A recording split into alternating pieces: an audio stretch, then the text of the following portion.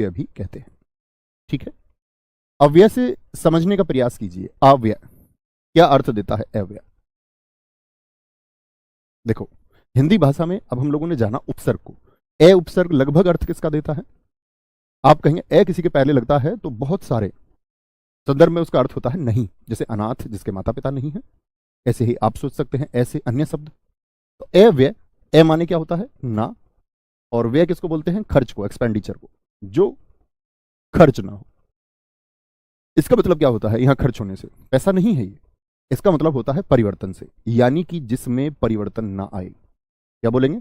ना खर्च से मतलब होता है इसमें ना परिवर्तन, यानी जिसमें परिवर्तन ना आए। अच्छा भैया, परिवर्तन कैसे आता है पहले ये समझाइए। ठीक है, तो सबसे पहले मैं आपको कुछ शब्द बताता हूं, यहां ध्यान से देखना। अगर मैं मित्र आपसे बात करूं अविकारी समझने से पहले हमको विकारी समझ लेना चाहिए। आप लोग मुझे बताएं विकार का क्या अर्थ होता है? विकार का क्या अर्थ होता है? यह परिभाषा विकार की हमने वर्णमाला में पढ़ी थी। तो क्या बोलेंगे आप कहेंगे भैया विकार तो परिवर्तन को कहते हैं, तो विकार से मतलब क्या हुआ? परिवर्तन। तो मैं कह सकता हूं कि विकारी शब्द वे शब्द होते हैं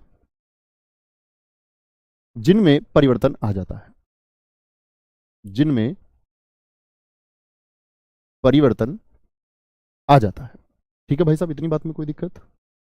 जिनमें परिवर्तन आ जाता है। ठीक है, यानी कि इनमें हम किस किस को रखते हैं? संज्ञा को, संज्ञा शब्द होते हैं, सर्वनाम शब्द होते हैं,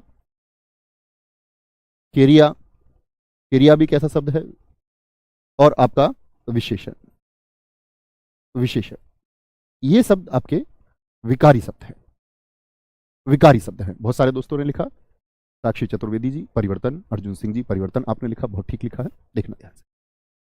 कैसे जी?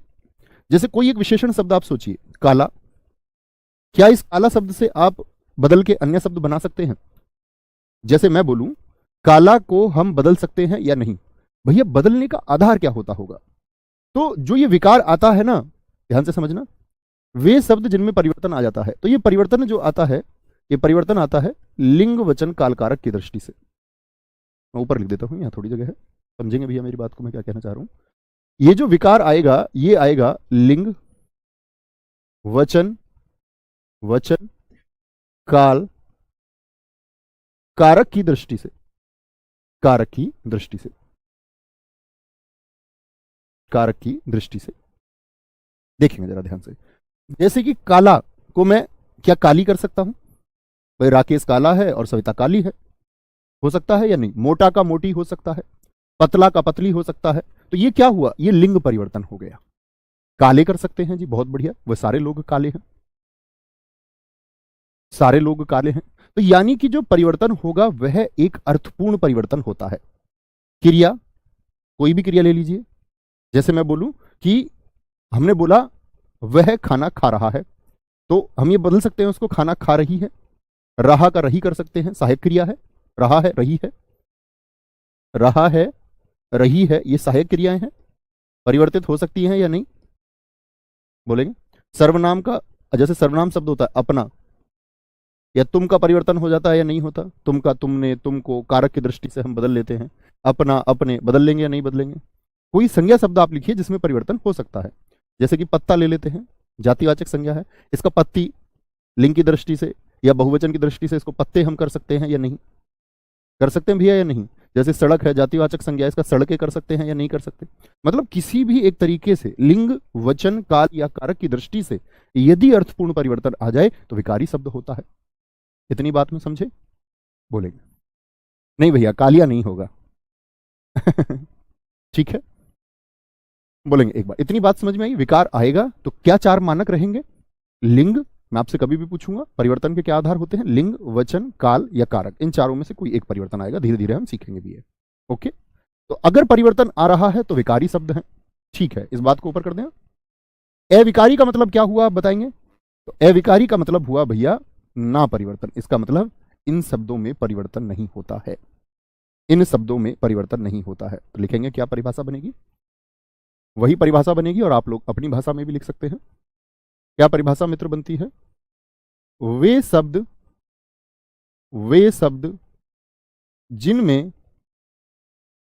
जिनमें लिंग वचन काल कारक की दृष्टि से लिंग वचन काल और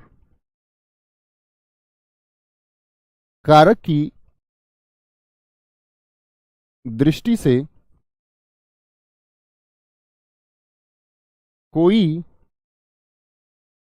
परिवर्तन नहीं होता, कोई परिवर्तन नहीं होता है, वे अविकारी अर्थात अव्यय, वे अविकारी अर्थात अव्यय शब्द कहलाते हैं। समझे मित्र परिभाषा? जैसे मैं कुछ उदाहरण आपको बताऊं, आप उनको परिवर्तन करने का या परिवर्तित करने का प्रयास करना। मैंने बोला, मैंने एक शब्द लिखा आपसे जहां, इसको परिवर्तित करिए। अर्थपूर्ण, जहां, जो अर्थ जहां देता है, जैसे काला जो अर्थ देता है काली भी वही अर्थ देता है, रहा है जो अर्थ देता है रही है भी वही देता है, अपने और अपना वही अर्थ देते हैं, पत्ता और पत्ते या पत्ती वही अर्थ देते हैं। तो जहां को बदलने का प्रयास करेंगे। क्या जहां शब्द को आप बदल पाएंगे? देखना जरा ध्यान से दोस्त, जहां शब्द को आप बदल पाएंगे क्या? या मैं बोलूं वहां शब्द को आप बदल पाएंगे क्या? वहां, ठीक है। तो जहां की बात करें, या मैं आपको कुछ शब्द, किंतु शब्द है, इसको बदलिए, किंतु शब्द को बदलिए। किंतु, किंतु एक ऐसा शब्द है, किंतु एक ऐसा शब्द है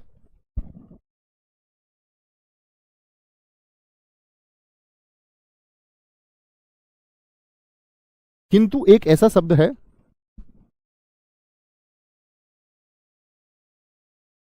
ठीक है। नहीं होगा जी, नहीं होगा, नहीं होगा, नहीं होगा, नहीं होगा। बहुत शानदार। तो क्या इसमें हम परिवर्तन कर पाते हैं? आप कहेंगे जी किंतु शब्द एक ऐसा शब्द है जिसमें परिवर्तन नहीं हो पाता है।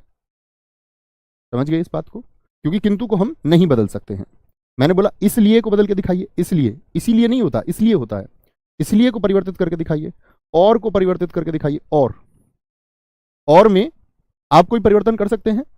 मैं बोलूं जैसे तथा शब्द है, तो ऐसा तो नहीं है कि आप तथा शब्द को परिवर्तित करके उसको तथो कर सकते हैं, तो आप कहेंगे जी नहीं कर सकते हैं, ठीक है। और तथा, तथा, ठीक है। कब को बदलिए, कब को, तब को बदलिए, तब, ठीक है।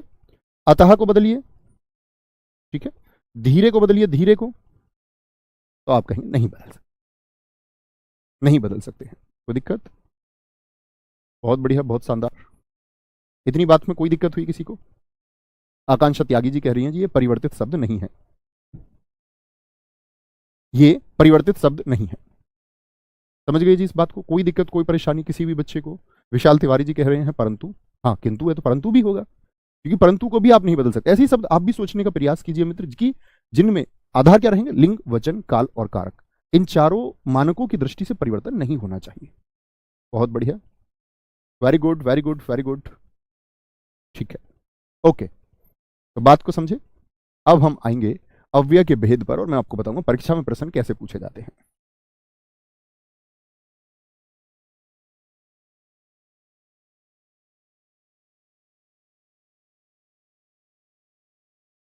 आएंगे जी।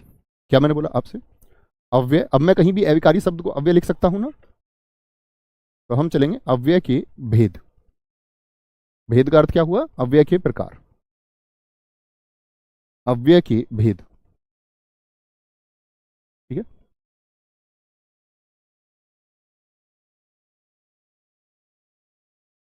Very good, very good.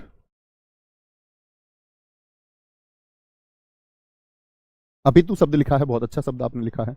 एवं शब्द लिखा है, बहुत अच्छा लिखा है। पवन कुमार जी ने अवश्य शब्द को लिखा है, बहुत अच्छा लिखा है, ठीक है। अव्यय के भेद में आए तो यहां पर बहुत कंफ्यूजन बच्चों को रहता है कि कई बार 4 लिख देते हैं, कई बार 5 लिख देते हैं। दोनों भाषाओं को सुनना। अगर मैं आपसे पूछूं, लिखना पहली बात, अव्यय के 4 मुख्य भेद होते हैं, 4 मुख्य भेद होते हैं, ठीक है। और आपसे पूछे कुल भेद, तब 5 कहें। अगर मुख्य पूछता है तो क्या आंसर आएगा?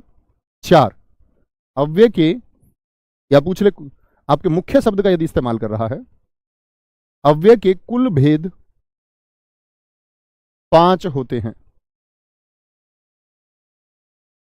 एक और भाषा यहां पर लिख लेंगे, अव्यय के 4 भेद होते हैं। तीनों बातों का क्या मतलब है, यानी 3 तरीके से प्रश्न परीक्षाओं में पूछे जाते हैं। आपसे पूछ लेगा अव्यय के कितने भेद होते हैं, तब भी 4 लिखना है। आपसे पूछे अव्यय के मुख्य भेद कितने होते हैं, तब भी 4 लिखना है। लेकिन इस शब्द का इस्तेमाल यदि कर लिया कुल, तो कुल भेद कितने कहेंगे, और यदि विकल्प में 5 मौजूद है तो 5 चुनना होगा। नहीं सचिन भाई, ऐसा नहीं हो सकता। ठीक है, कोई दिक्कत, कोई परेशानी? यहां देखिए कितने भेद होंगे जी, 5 भेद होते हैं, जिनमें से 5 भेदों में पहला भेद कौन सा होगा? पहला भेद हम लोग पढ़ेंगे इसमें क्रिया विशेषण अव्यय। क्रिया विशेषण नाम से ही आपको दिखेगा कि किसकी विशेषता बताएगा, क्रिया की विशेषता बताएगा, क्रिया विशेषण अव्यय। दूसरा भेद इसमें हम पढ़ेंगे संबंध बोधक अव्यय, संबंध बोधक अव्यय। तीसरा भेद इसमें हम पढ़ेंगे समुच्चय बोधक अव्यय। कई बार तो इसी से प्रश्न पूछ लेता है कि कौन सा अव्यय का बोध नहीं है या भेद नहीं है, समुच्चय बोधक अव्यय। चौथा इसमें पढ़ेंगे विस्मयादि बोधक अव्यय, विस्मयादि बोधक अव्यय। 4 अब आप समझ गए ये कौन से हैं, ये 4 मुख्य हैं। और अब आधुनिक हिंदी में एक और अव्यय का इस्तेमाल बढ़ता जा रहा है, जिसको हम निपात अव्यय कहते हैं, निपात अव्यय। इससे भी प्रश्न पूछे जाते हैं। तो ये 5वां है। आंचल कुशवाहा जी सही कहा है, कोई दिक्कत कोई परेशानी इतनी बात में? बोलेंगे कोई भी दिक्कत कोई परेशानी? वेरी गुड वेरी गुड, आ गए। कोई दिक्कत कोई परेशानी? इतनी बात में किसी भी मेरे भाई को कोई परेशानी? कि कितने भेद होते हैं? 5 भेद होते हैं। कौन कौन से होंगे? क्रिया विशेषण, एक बार आप भी बोलिए, संबंध बोधक, फिर आपका समुच्चय बोधक होगा, एक विस्मयादि बोधक होगा और एक निपात होगा। क्रिया विशेषण किसकी विशेषता बताएगा? क्रिया की विशेषता। यहां संबंध का बोध होगा, यहां समुच्चय का बोध होगा, आप जानेंगे समुच्चय क्या होता है। ठीक है, विस्मयादि बोधक में विस्मय की स्थिति होगी, निपात में निपात की स्थिति, यानी कि इसको भी हम समझेंगे कि निपात क्या होता है। ठीक है, कोई दिक्कत कोई परेशानी? प्रतिज्ञा भास्कर जी ने लिखा है धीरे धीरे क्रिया विशेषण है, बहुत शानदार। शुरू करेंगे भैया, सबसे पहले शुरू करते हैं क्रिया विशेषण, धीरे धीरे समझते हुए चलेंगे। आप लोग एक परिभाषा बोलने का प्रयास कीजिए कि क्रिया विशेषण अव्यय की क्या परिभाषा हो सकती है। अब ऐसा शब्द होगा, ऐसे शब्दों को लिखना है जो परिवर्तित ना हो। ठीक है, तो क्या बोलेंगे इसकी परिभाषा? वे शब्द जो क्रिया की विशेषता, किसकी विशेषता बताएंगे? क्रिया की विशेषता बताते हैं, क्रिया विशेषण कहलाते हैं। क्रिया विशेषण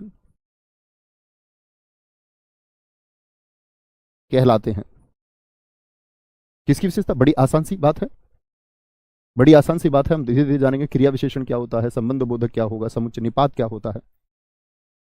ठीक है, तो क्या बताएंगे? क्रिया की विशेषता भैया बताते हैं। और क्रिया की विशेषता बाने, क्रिया की विशेषता 4 प्रकार से बताई जा सकती है, और लिखना इसके 4 भेद होते हैं। कितने भेद होते हैं? इसके 4 भेद होते हैं। 4 भेदों को पहले जान लीजिए। पहला जो भेद होगा वह होगा स्थानवाचक क्रिया विशेषण,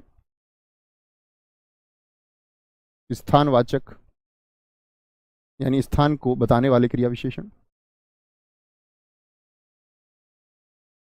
दूसरा भेद इसका होगा स्थानवाचक के बाद में कालवाचक क्रिया विशेषण। अभी थोड़ा सा नोट्स बनाएंगे फिर समझेंगे सारी चीजों को। कालवाचक क्रिया विशेषण।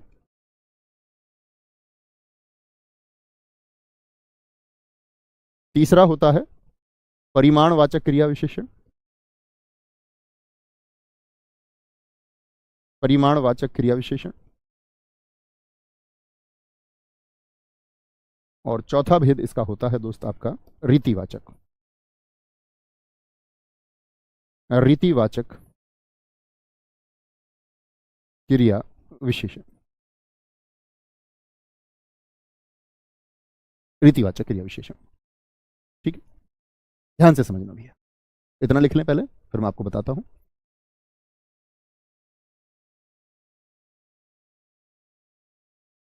बहुत बढ़िया, मोहिनी एकदम ठीक लिखा है आपने बच्चों। देखना जी मित्र, तो स्थानवाचक क्रिया विशेषण की यदि हम बात करते हैं तो क्या बताएगा, नाम से ही आपको पता है कि ये किसका बोध कराएगा, स्थान का बोध। किसका बोध, यानी किसका ज्ञान कराएगा, ये स्थान का बोध कराएगा। कालवाचक किसका कराएगा, समय का बोध, काल समय को कहेंगे, यानी वाक्य में आपको समय दिख जाएगा, क्रिया के साथ में समय का एक बोध हुआ होगा। परिमाणवाचक किसका बोलेंगे, माप तोल।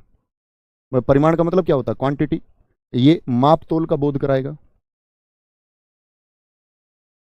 ठीक है, और रीतिवाचक क्रिया के होने के प्रकार को, क्रिया किस प्रकार से हो रही है, जैसे मैं बोल दूं वह धीरे धीरे चल रही है, तो वह चल रही है धीरे धीरे। क्रिया के होने के प्रकार को, होने के प्रकार का बोध होता है, प्रकार का बोध होता है, क्रिया किस प्रकार से होगी। ठीक है जी, कोई दिक्कत, कोई परेशानी? बिल्कुल प्रशांत कुमार जी आपने ठीक लिखा है, प्रशांत जी ने लिखा है निपात किशोरी चंद्र वाजपेयी जी के अनुसार है। वेरी गुड, बहुत शाबाश। देखो ये नोट कर लो पहले, फिर हम ये सीखते हैं कैसे हम लोग पता कराएंगे।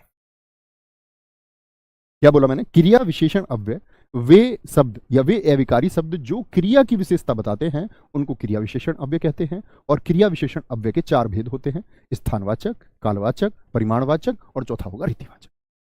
मैंने बताया स्थानवाचक क्रिया के स्थान का बोध कराएगा, कालवाचक क्रिया के समय का बोध कराएगा, और तीसरा आपका परिमाणवाचक क्रिया की बोलेंगे कि एक मात्रा को दर्शाएगा, मात्रा का बोध होगा। ठीक है, और रीतिवाचक क्रिया के होने के प्रकार को, जैसा बहुत अच्छा लिखा है रोहित जी ने, वह जोर जोर से रो रही है, तो क्रिया तो हो रही है, रो रही है, लेकिन किस प्रकार से हो रही है, तो क्रिया के होने के प्रकार को दर्शाता है रीतिवाचक। ठीक है, कोई दिक्कत, कोई परेशानी बोलेंगे, कोई भी दिक्कत? आगे चलेंगे। भाई यूपीएसआई से कहाँ जीडी की तैयारी करने तुम चले हो, कह रहे कि जीडी हो जाएगा या नहीं होगा। ये यूपीएसआई का बैच है, तो यूपीएसआई के लिए तैयारी कीजिए जहां पर ग्रामर आती है। जीडी की हिंदी इतू सी है। ठीक है, उसके लिए तो आप कहीं से भी कर लेंगे, ये कर रहे हैं तो वो तो आसानी से आप कर ही पाएंगे। तो सबसे पहले भेद भैया बात करेंगे किस बारे में, सबसे पहला भेद लेते हैं स्थानवाचक का। आप लोग भी मेरे साथी इसमें बनना और ऐसे वाक्य लिखने का प्रयास करना जिसमें क्रिया भी आए और एक स्थान का बोध भी हो। स्थानवाचक क्रिया विशेषण, एक दो उदाहरणों के माध्यम से हम इसको समझेंगे, फिर शब्द लिखेंगे। स्थानवाचक क्रिया विशेषण, तो किसका बोध होगा जी, भैया स्थान का बोध होगा, स्थान का। ठीक है, तो स्थानवाचक तो बाद में पढ़ेंगे, पहले मैं थोड़ा सा आप लोगों को ये बता दूं, वापस चलते हैं जरा, थोड़ा सा मैं आप लोगों को यहां पर ये बताना चाहूंगा।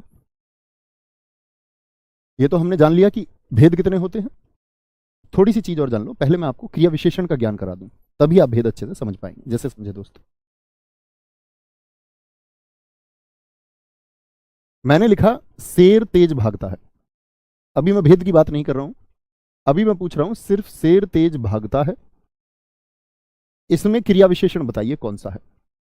इस वाक्य में क्रिया विशेषण आपको कौन सा शब्द लग रहा है जो क्रिया की विशेषता बताता है, एक बार बताएं, जो आपको लगता है कि वह क्रिया की विशेषता बताता हो, बताएंगे भाई साहब। सारे दोस्तों से मैं पूछूंगा तभी आगे आगे बढ़ेंगे। देखो शेर तो क्या हो गया, कर्ता हो गया, तो इसका तो कोई मतलब नहीं रहा। ठीक है, या हम बोलेंगे वो तो संज्ञा शब्द है, संज्ञा शब्द तो विकारी होते हैं, मैंने आपको बताया जातिवाचक संज्ञा है शेर। एक दोस्त ने कहा है भागना, मित्र भागना तो क्रिया होती है, और क्रिया तो मैंने अभी बता दिया ना आपको, क्रिया क्या होती है, क्रिया होती है विकारी।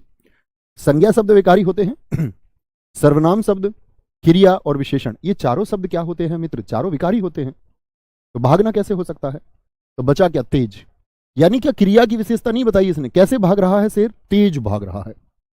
मैं बोलूं कि मैं धीमे बोल रहा हूं, तो क्रिया कौन सी है इसमें, धीमे है क्या, नहीं जी, बोलना क्रिया है, तो क्रिया की विशेषता ढूंढिए कि क्रिया कैसी है। मैं क्या क्या बोल रहा हूं, धीमे बोल रहा हूं, आप तेज बोल रहे हैं, तो आप कैसे बोल रहे हैं, तेज बोल रहे हैं, तेज। तो कई बार जैसे हम विशेषण में कैसे से प्रकार बताते हैं, ठीक है, कैसे से, तो स्थानवाचक में इसी प्रकार बोध होगा आपका, किससे बोध होगा, कहां से बोध होता है, समझना अभी।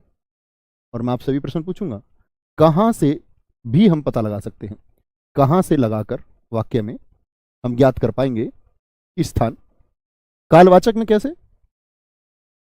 कब लगा करके,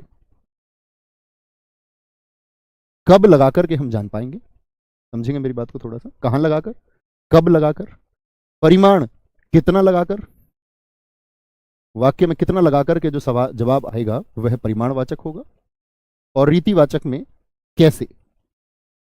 तो मुझे बताइए, क्या आप बता सकते हैं इस वाक्य में शेर तेज भागता है, इसमें कौन सा क्रिया विशेषण है? भाई क्रिया विशेषण तो हम जान गए कि ठीक है, क्रिया की विशेषता बताता है, क्रिया की विशेषता बताता है। मैं आपसे पूछूं शेर तेज भागता है, इसमें कौन सा है?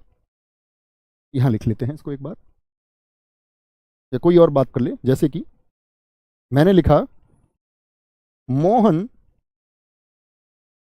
नीचे की तरफ जा रहा है, मोहन नीचे की तरफ जा रहा है। इस वाक्य में आप मुझे उत्तर देंगे तो मैं समझ पाऊंगा कि थोड़ा सा आप जान पाए, थोड़ा सा। देखिए, तो पहले तो ये देखिए, जा रहा है क्रिया हो गई, तो क्रिया तो अव्यय हो नहीं सकती क्योंकि क्रिया तो विकारी शब्द है। मैंने बताया संज्ञा, सर्वनाम, क्रिया और विशेषण विकारी होते हैं। मैं देखूं मोहन, तो आप कहेंगे ये भी एक संज्ञा शब्द है, संज्ञा शब्द है, ठीक है। तो क्या आ गया आपका नीचे की तरफ, तो नीचे की तरफ लिख लें या नीचे जा रहा है, तब भी तो बात एक ही है। तो पहले एक शब्द से समझा देता हूं। तो क्या यह कहां जा रहा है से बोध होगा? कि मैं बोलूं वह कहां जा रहा है, किससे बोध हो रहा है जरा बताएं? तो आप कहेंगे भैया स्थान का बोध हो रहा है, नीचे स्थान है एक, क्या बोलेंगे? स्थान का बोध होता है, स्थान का। भाई कितना से तो बता नहीं सकते कि कितना जा रहा है, ना कब जा रहा है, ना कहां जा रहा है। अब तुम बोल दो कि कहां जा रहा है तो बोलो नीचे जा रहा है, तो ये तो सही अर्थपूर्ण नहीं हुआ ना। क्या बोलेंगे? कहां जा रहा है, क्या ये अर्थपूर्ण नहीं हुआ क्या? बताएं एक बार। तो आप कहेंगे नहीं भैया यही तो अर्थपूर्ण है। कहां जा रहा है? नीचे जा रहा है। कहां जा रहा है? बाहर जा रहा है। कहां जा रहा है? ऊपर जा रहा है। या क्रिया के होने के प्रकार का बोध, कैसे जा रहा है ये थोड़ी पूछेंगे, कैसे से जवाब मिलेगा ही नहीं। सारे दोस्तों का उत्तर आया क्या कि जी स्थान है, और नीचे क्या हो गया? ये क्रिया विशेषण हो गया। तेज क्या हो गया? ये क्रिया विशेषण हो गया। समझे मित्र इतनी बात में? तो क्या लगा करके, कहां, कब, कितना और कैसे। ये रटने की चीज थोड़ी है कि आप ये याद करने लग जाओ। आप देखो ना, स्थान को हम कहां से ही पता कर सकते हैं। वह आगरा गया, कहां गया? आगरा गया। कालवाचक क्रिया विशेषण, वह 9 बजे गया, तो कितने बजे गया? 9 बजे गया। परिमाण, वह उससे बहुत प्यार करता है, कितना प्यार करता है? बहुत प्यार करता है। रीतिवाचक क्रिया विशेषण, ठीक है। तेज वर्षा हो रही है, वर्षा कैसे हो रही है? तेज हो रही है। शेर तेज भागता है, तो शेर तेज भागता है तो कहां भागता है, कब भागता है, कितना भागता है, या कैसे भागता है? तो तेज भागता है। तो शेर तेज भागता है वो रीतिवाचक है। क्या मित्र इतनी बात में किसी भी मेरे भाई को कोई परेशानी? तो स्थानवाचक क्रिया विशेषण किसका बोध कराएगी, मैं आपको बता चुका। आप कोई स्थान इसमें लिख सकते हैं, जैसे मैं बोल दूं गेंद ऊपर उछल रही है। अब आप मुझको ढूंढ के अब बताते रहेंगे, गेंद ऊपर उछल रही है, तो ऊपर क्या हो गया जरा बताएं? एक स्थान हो गया, ठीक है, एक स्थान हो, गेंद ऊपर उछल रही है। मैं पूछ लूं वर्षा में, वर्षा में कहां जाओगे, कहां जाओगे? तो क्या पूछ लिया मैंने? अब मैंने क्या पूछ लिया इनसे? कहां जाओगे? स्थान पूछ लिया मित्र। क्या पूछ लिया मैंने यहां पर? स्थान पूछ लिया। ओके, इस बात में कोई दिक्कत? कहां जाओगे जी, तो कहां मैंने क्या पूछ लिया? अंडरलाइन कर ले, रेखांकित कर लें इसको आप, ऊपर। तो ये सब क्या बता रहा है? आप भी वाक्य लिख सकते हैं ऐसे ही, स्थान स्थान स्थान स्थान। बहुत बढ़िया। एक दोस्त ने लिखा है मैं गांव जा रहा हूं, ठीक है। तो दोस्त मैं गांव जा रहा हूं, भाई की बात को ले लेते हैं जरा। इन्होंने लिखा है मैं गांव जा रहा हूं, गांव जा रहा हूं। क्या हमारे भाई साहब ने इन्होंने ठीक लिखा है वाक्य को? क्या आप बताएंगे? आप कहेंगे जाना क्रिया हो गई, तो क्रिया तो क्या होता है? तो क्रिया तो होता है दोस्त हमारा क्या? विकारी। तो ये तो नहीं होगा क्योंकि क्रिया क्या है? विकारी होता है। हमको अव्यय ढूंढना है, इसमें अव्यय कहां है? मैं क्या हो गया? आप क्या बोलेंगे? मैं सर्वनाम हो गया। तो सर्वनाम भी क्या होता है मित्र? आप कहेंगे भैया सर्वनाम भी विकारी होता है। गांव क्या हो गया? संज्ञा शब्द हो गया। संज्ञा शब्द भी क्या होते हैं? विकारी। तो मित्र आपका वाक्य क्या हो गया? गलत हो गया। क्या बोलेंगे? वाक्य आपका क्या हो गया? गलत हो गया। ठीक है, बोलेंगे बहुत बढ़िया, बहुत शानदार, बहुत अच्छा लिखा है। बहुत अच्छा लिखा है हमारे मित्र ने एक वाक्य कि शिवांश शिवांश इधर आ रहा है, इधर आ रहा है। अब हम बता सकते हैं कि कहां आ रहा है। इधर आ रहा है, इधर कहां रहा है, इधर आ रहा है। Very good. तो ऐसे शब्द जो होंगे याद रख लेना, स्थानवाचक में आपको दो प्रकार के शब्द मिलते हैं दोस्त, और इन सबसे वाक्य की उम्मीद करूंगा कि आप एक ग्रेजुएट छात्र की भांति इनका स्थानवाचक में दो तरह के शब्द होंगे आपका। एक तो होते हैं जो स्थिति का बोध कराते हैं, स्थितिवाचक, जैसे जिनसे स्थिति पता चलती है। कौन कौन से होते हैं? यहां, वहां, बाहर, भीतर, यहां, वहां, वहां, बाहर, बाहर से अंदर, बाहर अंदर हो गया, ठीक है। एक आपका पास होता है, पास वो आने लगे जरा जरा, दूर वो जाने लगे जरा जरा। पास होता है, दूर होता है, ठीक है। वह कहां जा रहा है? वह दूर जा रहा है। तो समझे, एक तो स्थिति वाले होंगे और एक बोध कराएंगे आपको दूसरा जो दिशा का बोध कराते हैं। आप मुझे बता सकते हैं दिशा कितने प्रकार की होती है? दिशावाचक भी इसी में आएंगे। दिशावाचक कौन कौन से होते हैं जी? मैं आपको लिख के बताता हूं।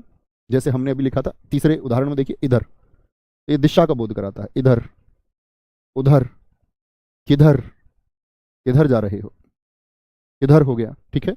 दाएं, बाएं, सामने, मैं तेरे सामने, ऊपर, नीचे, नीचे, ठीक है। और भी अन्य हो सकते हैं दिशावाचक। तो दिशाएं कितनी होती हैं? आप कहेंगे भैया दिशाएं 10 होती हैं। तो आप जानते हैं उत्तर, दक्षिण, पूर्व, पश्चिम, एक उनके बीच की 4 दिशाएं जिनको आप उत्तर पूर्व, दक्षिण पश्चिम या उत्तर पश्चिम कहते हैं। 2 दिशाएं और होती है, अधः अर्थात नीचे और ऊर्ध्व अर्थात ऊपर। इनके अलावा अन्य कोई दिशा नहीं होती। बहुत सारे दोस्तों ने लिखा 4 तरह की होती है। तीर्थराज श्रीवास्तव जी ने लिखा था 10 प्रकार की होती है। कनिष्का जी ने दिशाएं 8 बताई थी। आज के बाद याद रखेंगे दिशाएं कितनी होती हैं? 10 होती हैं। 8 तो ये हो गई, 4 तो मुख्य आप जानते हैं, 4 उनके मध्य की हो गई, और 2 कौन सी होती हैं दोस्त? आपका ऊपर और नीचे। ऊर्ध्व ऊपर की तरफ, कोई चीज ऊपर की तरफ जा सकती है, कोई चीज नीचे की तरफ भी जा सकती है, ठीक है। बहुत बढ़िया, बहुत बढ़िया, बहुत शानदार, बहुत बढ़िया। अंकित शर्मा जी ने सबसे अच्छा उत्तर दिया है कि दिशाएं मुख्यतः 4 होती हैं, लेकिन कुल दिशाएं 10 होती हैं। बहुत शानदार। कुल ही मैंने आपसे पूछा था दिशाएं कितनी होती है। इन सबसे वाक्य बनाइए दोस्त। आपका बना पाएंगे? एक बार थम्स अप कर दो कि जी हम वाक्य बना सकते हैं। यानी कि आपको बोध वाक्य इस प्रकार से बनाना है, जैसे पूछे राकेश इधर आ रहा है, राकेश उधर जा रहा है, राकेश किधर जा रहा है, राकेश दाईं तरफ जा रहा है, राकेश बाईं तरफ जा रहा है, राधिका सामने जा रही है, ठीक है, राधिका ऊपर जा रही है, राधिका नीचे जा रही है। इस तरह से आप लिख सकते हैं। मोटरसाइकिल बाहर जा रही है, सलमान, एकदम ठीक वाक्य आपने लिखा है, आसानी से बना सकते हैं, ठीक है। कोई दिक्कत, कोई परेशानी? तो स्थानवाचक में चीजें क्या आएंगी? किसका? स्थान का। और बोध किससे होगा हमारा? आप कहेंगे भैया बोध होता है इसका कहां से, कहां से। दूसरा मैंने क्या बताया था आपको? कालवाचक। यहां किसका बोध होगा जरा बताएंगे? कालवाचक क्रिया विशेषण, यानी क्रिया की विशेषता बताई जाएगी, क्रिया की विशेषता बताई जाएगी, ठीक है?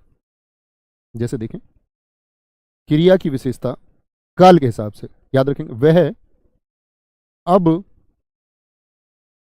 पानी पी रहा है। ये मैं आपको लिखा सकता हूं कि काल में किसका, काल में किसका बोध होगा? आप कहेंगे समय का बोध होगा, समय का। और समय के उस बोध में दोस्त पता कैसे लगाएंगे? मैंने बताया काल का बोध पता कैसे लगाएंगे? कब लगा करके। तो वह पानी पी रहा है, यानी एक समय का बोध होता है कि नहीं होता है? अब पी रहा है पानी भैया, अब समय का बोध हो रहा है। वह अब पानी पी रहा है, अब हो गया, ठीक है। जैसे मैं बोल दूं वह परसों दिल्ली जाएगी, वह परसों दिल्ली जाएगी, कब? परसों। तो मुझे बताइए इसमें क्या बोध हुआ आपको? समय का बोध हुआ। कब जाएगी? कब से बता सकते? वह परसों दिल्ली जाएगी, ठीक है। तीसरा महंगाई, जैसे मैं बोल दूं महंगाई आजकल बढ़ रही है, आजकल आजकल बढ़ रही है, बढ़ रही है। और यूपीएससी 2021 के आप प्रश्न देखेंगे तो बड़े साधारण प्रश्न इससे सिर्फ इतने इतने पूछे गए हैं कि वाक्य दे देता है और आपसे पूछ लेता है कि निम्नलिखित में से, जैसे एक वाक्य दे देगा, वह अब पानी पी रहा है, इसमें क्रिया विशेषण का कौन सा भेद है। परीक्षाओं में तो प्रश्न इतने मात्र पूछे जाते हैं, 2021 नहीं कभी भी ऐसे ही प्रश्न पूछे जाते हैं। जैसे आपसे उसने पूछा वह परसों दिल्ली जाएगी, ये वाक्य लिख दिया और पूछा स्थानवाचक है, कालवाचक है, परिमाणवाचक है, या फिर आपका चौथा रीतिवाचक है। रीतिवाचक के सबसे ज्यादा उदाहरण परीक्षाओं में पूछे जाते हैं। ठीक है, बोलेंगे। अन्य वाक्य आप लिख सकते हैं, हम कल प्रयागराज गए थे, बहुत शानदार। भैया इतनी भीड़, ऐसा लगा शुरुआत में तो प्रोग्राम होगा ही नहीं। एक तो बच्चे ये नहीं है कि बात करने आए हैं कि हम लोग बैठे आराम से सुने, एक्साइटमेंट का लेवल इतना ज़्यादा होता है प्यार प्यार में कि सब लोग स्टेज आते हैं, कम से कम बैठे ही नहीं है, किसी की नहीं सुन रहे हैं। तब ने बोले, हमारे एंकर साहब थे अमर सर, उन्होंने खूब बोल लिया, भैया बैठ जाओ, आप ही से मिलने आए हैं, काहे को सुन रहे वाले। अंकित भाटी सर ने खूब बोल लिया, बैठने नहीं बैठे। एक्साइटमेंट लेवल अब हमें लगा भाई अब कुछ नहीं होता यहाँ, प्रोग्राम अब तो ऐसे समझो कि जाना पड़ेगा, क्योंकि भीड़ तुम्हें पता है बेकाबू हो जाती है, एक तरफ से आवाज़ उठती चली जाती है। फिर बड़ी रिक्वेस्ट करी मैंने आके, एक छोटी सी बात बच्चे से बोली, मैंने बोला कि मैंने अगर तुम्हें अनुशासन सिखाया तो गवर्नमेंट जॉब इतना बड़ा संघर्ष है और हम कितना संघर्ष करते हैं उस नौकरी को लेने के लिए, यहाँ पड़ी कुर्सियों को अगर तुम मुझे लेके दिखा दो 30 सेकंड में, मैं ये समझूंगा तुम सरकारी नौकरी लेने के लायक हो।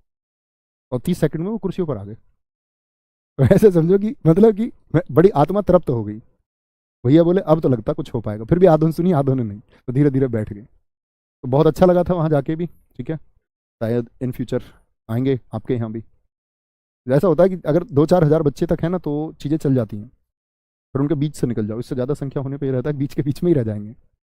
जैसे आगरा में हुआ, आगरा में मतलब मेरे पैर नहीं टिके, मुझे नहीं पता भीतर से बाहर तक कैसे आया हूँ। जो डस्टबिन वाली वो कोने पे पोल नहीं होता, मुझे बहुत दूर से दिख रहा था ये पोल खतरनाक हो सकता है, क्योंकि मैं उसकी तरफ जाता हूँ, वो पोल लगा मेरे पेट में है, कोहनी, यहाँ कोहनी से लेकर के पेट तक, यहाँ तक मैं छिला सारा का सारा। आ गया, कोई दिक्कत। कालवाचक की बात अगर हम करें दोस्त, अन्य वाक्य आप भी लिख सकते हैं। तो कालवाचक में सबसे बड़ी बात क्या होगी मित्र, आपका समय का बोध कराएगा। किसका बोध कराएगा, किसका बोध कराएगा, बोलेंगे एक बार।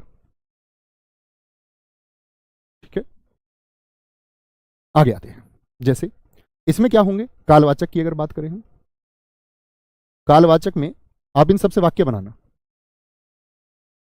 एक तो आते हैं कालवाचक में जो सामान्य कालवाचक होंगे, सामान्य कालवाचक। सामान्य में कौन कौन से होंगे, जैसे सुबह बोल दिया मैंने, सुबह, सुबह से वाक्य बनाइए क्रिया का, वह सुबह पानी पी रही थी, ऐसे बोल दो, सुबह हो गया। आज कल होते हैं, आज हो गया, कल हो गया, कल। ठीक है, आज बोल दिया, कल बोल दिया, परसों बोल दिया, परसों। ठीक है, परसों, नरसों, बोले नहीं आजकल नहीं, अभी, अभी। ठीक है, तुरंत होता, अभी, तुरंत, ये सामान्य में आ जाते हैं। एक होते हैं दूसरे आवृत्तिवाचक। आवृत्तिवाचक कैसे होते हैं मित्र आपका, आवृत्तिवाचक। ठीक है, जैसे वह प्रतिदिन बाजार जाती है, समय का बोध है भाई, ये भी एक प्रतिदिन हो गया। जब चीज, आवृत्ति का मतलब होता है फ्रीक्वेंसी, जब चीज रिपीट हो, प्रतिदिन मतलब रोज रोज जाती है, कई बार। बहुधा शब्द होता है, बहुधा, बहुत बार, कभी कभी, तो ये भी रिपीटेशन है एक, कभी कभी। ठीक है, हर बार, हर बार, हर बार को क्या बोलेंगे, अक्सर, वह मोहल्ले में आया जाया करती है, अक्सर। वाक्य बनाएंगे। ठीक है, और तीसरा बोध इसका होता है, इस तरह के शब्द आपको मिलेंगे। क्या बोला मैंने, एक तो सामान्य मिलते हैं, एक आवृत्तिवाचक मिलते हैं, और तीसरे होते हैं अवधिवाचक, जो एक अवधि का बोध कराते हैं। अवधिवाचक, अवधिवाचक कैसे जी, अवधिवाचक में होगा वह रात भर पढ़ता रहा, वह दिन भर पढ़ती रही, और भर वाले ये महत्वपूर्ण चुन लेना, परीक्षा में बहुत पूछे जाते हैं। वह दिन भर, लगातार, लगातार। जैसे वहां पर आज और कल थे, ऐसे ही यहां पर वो एक साथ आ जाते हैं, आजकल, जैसा कि हमने उदाहरण नंबर 3 में भी लिखा है, आजकल। वह रात भर पढ़ती रही। ठीक है, क्या बोलेंगे, कैसे पढ़ती रही, रात भर। वह दिन भर खेलता रहा, दिन भर खेलता रहा। वह लगातार पढ़ रही थी, वह आजकल नहीं आ रही है, आजकल आ रही है। ठीक है, प्रतिदिन, वह प्रतिदिन पढ़ता है, वह कभी कभी बाजार जाती है, वह अक्सर बाजार जाती है, वह हर बार बाजार जाती है, वह कई बार बाजार जाती है। सर बुलंदशहर कब आएंगे, बुलंदशहर आप लोग जानते हैं, बुलंदशहर हम जा चुके, एक जगह एक बार जाएंगे। बुलंदशहर अपना होम डिस्ट्रिक्ट था, सबसे शुरुआती दौर में हम बुलंदशहर ही गए थे। बहुत शानदार लिखा है, आगरा में आज वर्षा हो रही है। हाँ, आज मौसम थोड़ा ऐसा ही है, शायद वर्षा है। तो बात को समझे दोस्त, अब तक हमने दो भेद इसके पढ़े। हमने जाना कि क्या क्रिया विशेषण होता है, क्रिया की विशेषता बताएगा। अब आप समझ गए होंगे परिमाण में कैसी चीजें आएंगी, रीतिवाचक में, और जान ही जाओगे। और एक तो दोस्त पिछले 2 दिन आपकी क्लास नहीं हुई थी, उसके लिए रियली सॉरी। और मतलब क्लासेज आपकी चलती रहेंगी, समय से सिलेबस हो जाएगा। उसके लिए एक दो बच्चों ने मेरे पास मैसेज किया था कि सर क्लास नहीं होती तो अच्छा नहीं लगता। दोस्त मैं भी नहीं चाहता कि कभी आपकी कक्षा छूटे, और कोई ऐसी बात नहीं है। लेकिन मैं आपको बताऊँ, मेरी कुछ निजी परेशानियां चल रही हैं जो शायद इस वीक में सॉल्व हो जाएंगी। ठीक है, तो उतना कॉपरेशन आप लोगों से चाहता हूँ कि उतना सहयोग मात्र आप करेंगे। परेशानियां थोड़ी बड़ी हैं, उम्मीद करूंगा इस वीक में सॉल्व हो जाएंगी।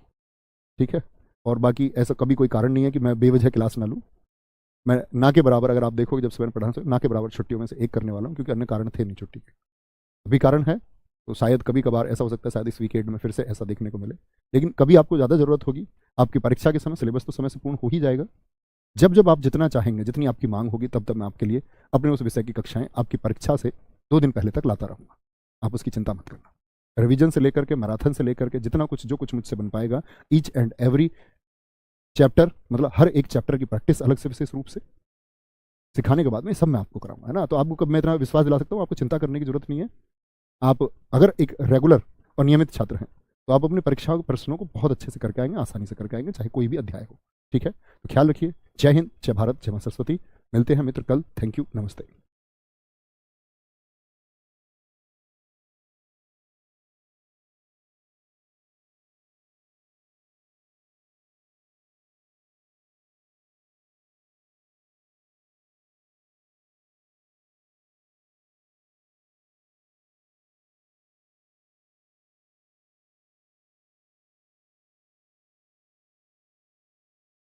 जय हिंद दोस्तों, मैं नवीन शर्मा आपसे का स्वागत करता हूं। आशा करता हूं आप सब एकदम अच्छे हैं, एकदम बेहतरीन हैं। एक बार सारे प्यारे दोस्त बताएंगे आप सब कैसे हैं। उम्मीद करूंगा एकदम बेहतरीन होंगे, एकदम शानदार होंगे। साकिब, नरेंद्र देव, मनोहर, प्रियांशु, अभिषेक ओझा, प्रीति भाटी, रामनाथ, राम बाबू यादव, अक्षय, एमएल, दिवाकर यादव, सारे प्यारे दोस्तों का बहुत स्वागत है। और मित्र, हम लोग पढ़ रहे थे अव्यय को, यानी अविकारी शब्द को, ऐसे शब्द जिनमें परिवर्तन नहीं होता है। और परिवर्तन ना होने का आधार क्या होता है? लिंग, वचन, काल और कारक। इन 4 दृष्टि में से किसी एक दृष्टि से बदलता है तो विकारी, और नहीं बदलता है तो अविकारी होगा। फिर हमने इसके भेद जाने। कुल भेद में मैंने आपको बताया 4 भेद होते हैं। मुख्य भेद की बात करें तो आपका 4 होते हैं। ठीक है, तो हमने पढ़ा आपका क्रिया विशेषण अव्यय को, पहला भेद। क्रिया विशेषण अव्यय के भी फिर 4 भेद हुए, जिसमें हमने 2 को पढ़ लिया था। कौन कौन से? स्थानवाचक और कालवाचक। आज मित्र हम पढ़ेंगे परिमाणवाचक और आपका इसको रीतिवाचक को। ठीक है, तो बहुत ध्यान से पढ़ना और समझना है। ठीक है, तो हम लोग मित्र शुरू करेंगे आपका परिणामवाचक को। क्या करना है हमको? मापतोल वाला मैंने आपको बताया। परिमाणवाचक, परिमाणवाचक। अच्छा मुझे बताइए, कल मैंने आपको बताया था इसकी पहचान कैसे करेंगे? परिमाणवाचक क्रिया विशेषण कैसे मित्र आप इसकी पहचान कर सकते हैं? एक बार मैं देखना चाहूंगा सारे दोस्तों का कि क्या वो लिख करके दिखाते हैं। तो आप कहेंगे जी कितना से भैया इसकी जान पहचान होती थी?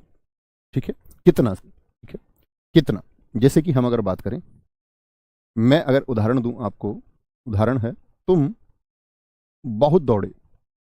कितना दौड़े मित्र? बहुत दौड़े। और आपसे भी उम्मीद करूंगा एक एक वाक्य आप बताएंगे जिसमें परिमाण आता हो। परिमाण, कितने दौड़े? बहुत दौड़े। तुम बहुत दौड़े। क्या बोले? तुम थोड़ा खाओ, मात्रा को दर्शाएगा ना। तुम थोड़ा खाओ, तुम थोड़ा खाओ। जैसे एक वाक्य और हम लिख सकते हैं इसमें, मैं खूब चलता हूं। मैं खूब चलता हूं। मैं खूब चलता हूं। बहुत बढ़िया। अनन्या यादव जी कितना लिख रहे हैं? नीतू कितना लिख रहे हैं? बहुत शानदार। अवधेश कश्यप जी ने कहा जी मापतोल की बात आ जाएगी। बहुत शानदार। खाना यानी कि थोड़ा खाओ, कितना? थोड़ा। तुम बहुत खाते हो। हाँ, वेरी गुड, बहुत अच्छा वाक्य आपने लिखा है, बहुत शानदार आपने लिखा है।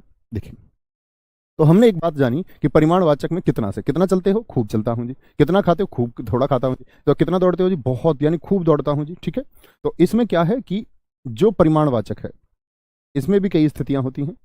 अब मैं आपसे उम्मीद करूंगा कि हर एक प्यारा छात्र उन स्थितियों से एक वाक्य बनाएगा। जैसे परिमाणवाचक में हम बात कर लेते हैं आपका श्रेणी बोधक की। श्रेणी बोधक, यानी ऐसे वाले शब्द जो श्रेणी में होते हैं, श्रेणी बोधक। जैसे श्रेणी बोधक होता है बारी बारी, बारी बारी यानी एक श्रेणी की बात करता है। कम से कम, कम से कम, इनसे वाक्य बनाएंगे मित्र आप इन शब्दों का इस्तेमाल करके। ज्यादा से ज्यादा, यानी एक शब्द जब दो बार इस्तेमाल हो, ज्यादा से ज्यादा, ठीक है। जैसे हम बात कर सकते हैं भारी से भारी, भारी से भारी। भारी को नहीं लेंगे क्योंकि विशेषण की तरफ भी चला जाता है, फिर भारी को रहने दीजिए। भारी से भारी नहीं, थोड़ा से थोड़ा, थोड़ा से थोड़ा, थोड़ा से थोड़ा बनाएंगे वाक्य। एक एक वाक्य बनाने का प्रयास करेंगे। सारे मित्रों से मैं देखना चाहूंगा क्या वाक्य बनाते हैं। मेरी माँ मुझे खूब प्यार करती है, बहुत अच्छा वाक्य आपने लिखा।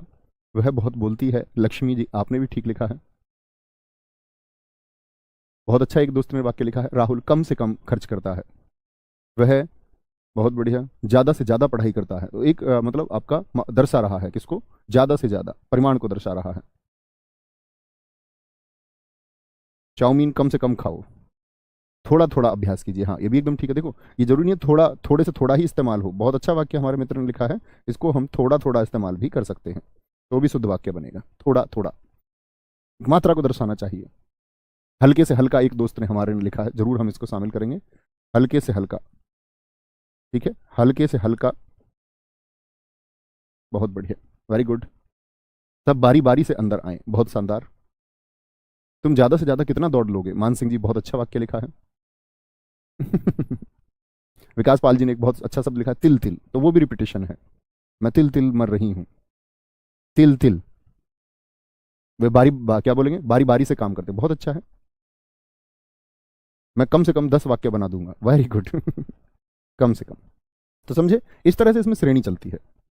तो इनसे वाक्य बनाएं। एक दूसरा आप अधिकता बोधक, ऐसे शब्द जो अधिकता का बोध कराते हैं। अधिकता बोधक कौन से होते हैं, जैसे अधिकता बोधक में आपके आएंगे मित्र कौन कौन से। एक आता है अधिकता बोधक में आपका खूब, जैसे अभी मेरी माँ मुझे खूब प्यार करती है, खूब हो गया।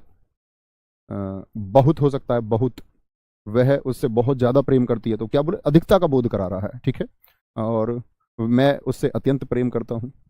अति, अति तो, अति भी तो ज्यादा को बोलते, अत्यधिक, क्या बोलते, अत्यधिक बोलेंगे, अति, अधिक, अति। अब तो प्यार की अति ही हो गई। बहुत शानदार बनाएंगे, इन सबसे वाक्य बनाइए। खूब, बहुत, अत्यंत, अति से, ये अधिकता बोधक है, अधिकता बोधक। जैसे फिर आएंगे न्यूनता बोधक वाले। न्यून का मतलब क्या होता है, न्यूनता यानी कि कम से कम का, कम से कम का जो बोध कराएं। जैसे कुछ, कुछ दे दीजिए खाने के लिए, कुछ, कुछ मतलब थोड़ा, जरा, जरा होता है, थोड़ा होता है, थोड़ा, थोड़ा होता है, ठीक है। ये न्यूनता बोधक होते हैं। जैसे एक आता है इसमें पर्याप्त बोधक, पर्याप्त बोधक जो ऐसा बोध कराएगा कि पर्याप्त है, एनफ है। और पर्याप्त में क्या होते हैं, हाँ ठीक रहेगा, ये काफ़ी है, ये काफ़ी रहेगा। जैसे बोले बस अब रहने दीजिए, मतलब काफ़ी हो गया, बस, परिमाण का बोध करा रहा है। एक तुलना बोधक होते हैं इसमें, कौन से, तुलना बोधक होते हैं। तुलना बोधक का मतलब वहां पर एक तुलना होगी। जैसे कम, वह उससे कम है, वह उससे ज्यादा है, कम ज्यादा ये तुलना में आते हैं। कम हो गया, ज्यादा हो गया, इतना, उतना, अधिक, इतना, उतना हो गया, ठीक है। वह उससे अधिक, आपको वाक्य में साफ ही दिख जाएगा, वह उससे ज्यादा प्रेम करती है, ठीक है। ये सब तुलना बोधक में आते हैं। जैसे कि एक बहुत अच्छा आता है इसमें, लगभग, लगभग एक तुलना करते हैं। कि हम बोले कि शहर लगभग 4 किलोमीटर दूर है, तो पक्का 4 थोड़ी, तुलना कर रहे हैं, एक लगभग 4, बहुत शानदार, लगभग 4 होगा। इन सब से एक एक वाक्य में सबका देखना चाहूंगा। तुम बहुत सुंदर लगती हो, बहुत अच्छा वाक्य बनाया है आशीष गुप्ता जी। जनरल डायर अत्यंत अत्याचारी था, बहुत बढ़िया मैंग जी, बहुत सुंदर वाक्य आपने लिख दिया। आप बहुत अच्छा पढ़ाते हैं। अन्य वाक्य बनाए दोस्त, बहुत हो गया, अधिकता बोधक हो गया। उसने जरा सा ही खाया, उपेंद्र पाल। हम लोगों ने प्रयागराज में खूब मजे लिए, अंकित मौर्य जी। नवीन गुरु जी मेरे दिल के अत्यंत करीब हैं, Nikhil Sharma ji, too much, thank you. अच्छा वाक्य है। यूक्रेन अल्प विकसित देश होता जा रहा है, अल्प बोल सकते हैं, देखो बहुत अच्छा शब्द इन्होंने लिखा। न्यूनता बोधक में हम अल्प का भी इस्तेमाल कर सकते हैं। अल्प किसको बोलेंगे, थोड़े को, थोड़े को, वेरी गुड। थोड़ा सोच कर बोलना चाहिए, बिल्कुल न्यूनता बोधक हो गया। बात को समझे, एक बार थम्स अप कीजिए, कोई दिक्कत कोई परेशानी? यानी आप समझ पा रहे हैं ना, कोई भी वाक्य बनाए तो ऐसा बनाना जिससे एक बोध होता हो, जिससे पता चलता हो कितना, कि भाई कितना खाते हो, कुछ खाता हूँ, कितना बोलते हो, जरा सा बोलता हूँ, कितना बोलते हो, थोड़ा बोलता हूँ, कितना आपका, अगर बोले कि कितना लेके आए हो, तो बोले अल्प मात्रा में लेके आया हूँ, कितना खूब प्रेम करता हूँ, कितना प्रेम, बहुत प्रेम करती है, कितना प्रेम, अत्यंत प्रेम करती है, ठीक है, बोलेंगे, बहुत बढ़िया, वेरी गुड। कोई दिक्कत कोई परेशानी? आगे चौथा बोध बताएंगे भैया, चौथा जो हमारा भेद था इसमें कौन सा था? चौथा था हमारा क्रिया विशेषण में रीतिवाचक। और प्रश्न यहीं तक हिंदी भाषा के खत्म हो जाए, इसके बाद तो कहते हैं अव्यय को बेवजह ढूंढना है। रीतिवाचक क्रिया विशेषण, सबसे ज्यादा प्रश्न इन चारों से आते हैं, जो चार मैंने आपको अभी लिखाए हैं। चार वाक्य दे देगा और पूछ लेता है। आपको सिर्फ इतना काम करना है कि जब वाक्य आपके सामने लिखा हो तो सिर्फ उसमें, जैसे मैंने आपको बताया, जैसे स्थान में कहाँ लगाएंगे, काल में कब लगा देंगे, परिमाण में कितना लगा देंगे, और रीतिवाचक में क्या बताया था रीतिवाचक की पहचान। तो आप कहेंगे रीतिवाचक की पहचान भैया आपने बताई थी, कैसे का प्रयोग करके कर सकते हैं। जैसे कुछ वाक्य लिखते हैं, अमित ध्यान से चलता है, अमित ध्यान से, ध्यान से, अमित ध्यान से चलता है, ठीक है। तो बताइए मैंने कैसे से बताया, अमित कैसे चलता है, क्या बोलोगे, ध्यान से। ये क्या हुआ, ये रीतिवाचक हुआ, अमित ध्यान से चलता है। सिद्धि धीरे धीरे चलती है, सिद्धि धीरे धीरे चलती है। कैसे चलती है, धीरे धीरे चलती है। कैसे से जवाब मिल जाएगा। जैसे तीसरा वाक्य मैं आपके लिए लिखूं, कैसे, तो कैसे को भी शामिल करते हैं इसमें। जैसे मैं बोलता हूँ घनश्याम कैसे आ गया, घनश्याम कैसे आ गया, घनश्याम आ गया कैसे, क्योंकि कैसे भी इसी इतिवाचक में शामिल होता है। कोई दिक्कत कोई परेशानी? जासमीन अंसारी जी एकदम ठीक है, सौरभ तिवारी जी एकदम ठीक है, अमन सविता।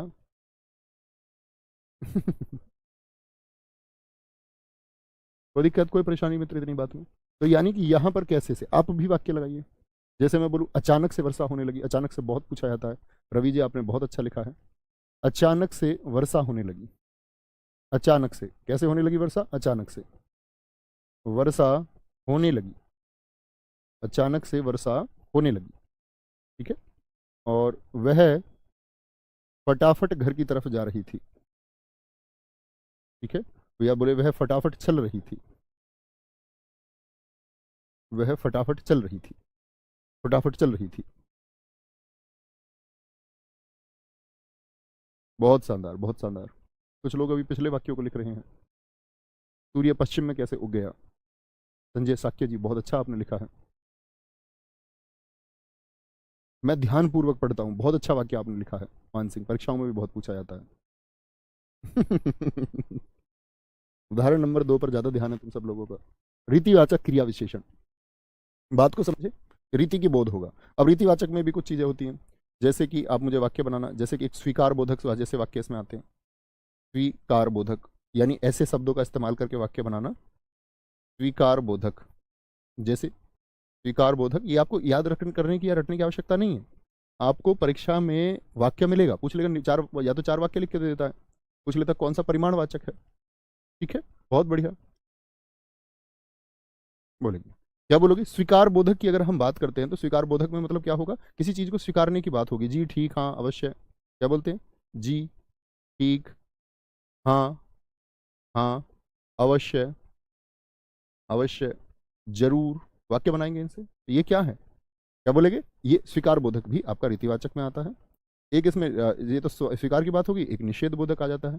तो निषेध का मतलब तो ना होता है, प्रोहिबिशन होता है। तो क्या बोलेंगे इसमें, नहीं होता है, नहीं, मैं ये काम नहीं करूंगा, मत जाओ, मत होता है, मत मत मत का प्रयोग हो, कभी नहीं, कभी नहीं, नेवर, कभी नहीं। ये किस में इस्तेमाल होगा आपका, ये निषेध बोधक में इस्तेमाल होता है, निषेध बोधक। जैसे कि आपका रीतिवाचक में अगर हम प्रयोग करें, एक इसमें निश्चय बोधक होता है, निश्चय बोधक, निश्चय बोधक। निश्चय बोधक में कि एक निश्चित भाव बताएगा कि बेशक मैं ये कार्य करूंगा, निसंदेह मैं ये करके दिखाऊंगा। क्या बोलेगा, निसंदेह मैं ये करके दिखाऊंगा, निसंदेह। इसमें निश्चय बोधक के साथ में एक होता है अनिश्चय बोधक। अनिश्चय में मतलब निश्चित नहीं है, संभावना की बात करता है, संभावना की बात करेगा। संभावना की बात कैसे, संभव है, संभव है, शायद, ऐसे शब्दों का इस्तेमाल करेंगे। शायद का मतलब अनिश्चित बात ही तो होती है, और प्रश्न होता है, जैसे कि मैंने बताया कि वह कैसे आ गया। प्रश्न बोधक होंगे। प्रश्न बोधक में क्या होता है आपका? प्रश्न बोधक में होगा कैसे, क्या, क्या, कौन, कैसे, क्या, कौन, कैसे। ठीक है। एक आपका होता है इसमें कारण बोधक। कारण बोधक, कारण बोधक से कौन कौन से आपका कि अतएव बनता है। अतएव, किस लिए तुम यह कार्य, जैसे कैसे आता है तो किस लिए कर रहे हो, किस लिए। एक अचानक की बात आती है, जैसे आकस्मिकता की बात आती है। आकस्मिकता, आकस्मिकता से मतलब क्या है? अचानक, जैसे मैंने एक वाक्य इस्तेमाल किया था, एकाएक वर्षा होने लगी। एकाएक का मतलब क्या हुआ? अचानक।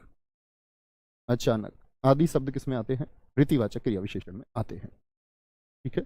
ये आप तीन तो जानते ही हैं। समय काल आप जानते हैं, स्थान आप समझ चुके, परिमाण, बाकी सब रीतिवाचक में जाएंगे। बहुत बढ़िया। मैं यूपीएसआई में एक सीट जरूर लूंगी। शिल्पा रावत जी, बहुत शानदार, बहुत शानदार, वेरी गुड।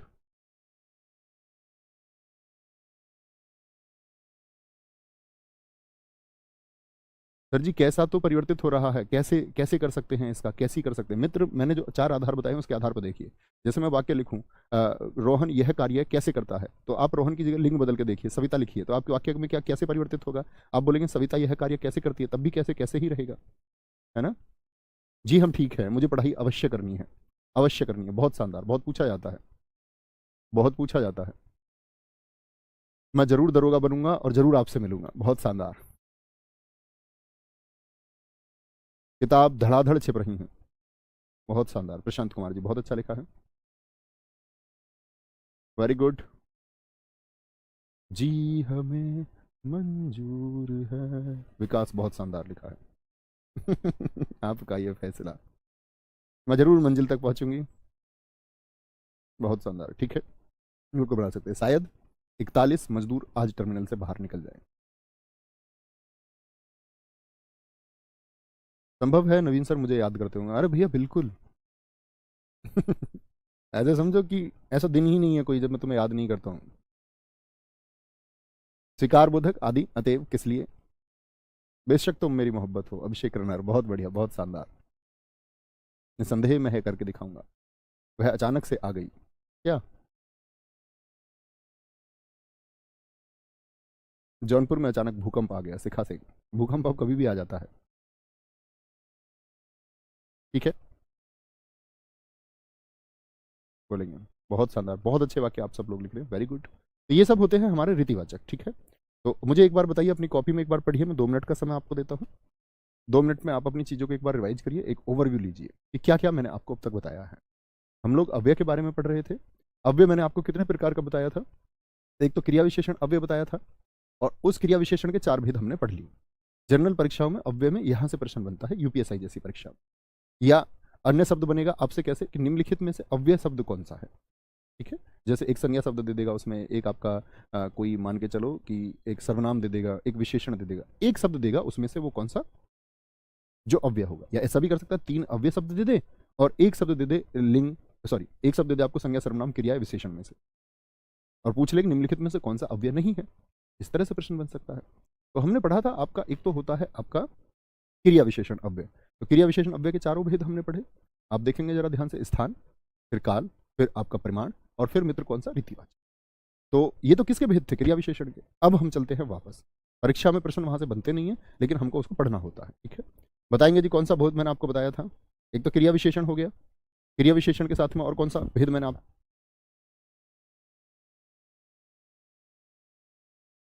एक बार बताएंगे मित्र, सारे दोस्त बताएंगे।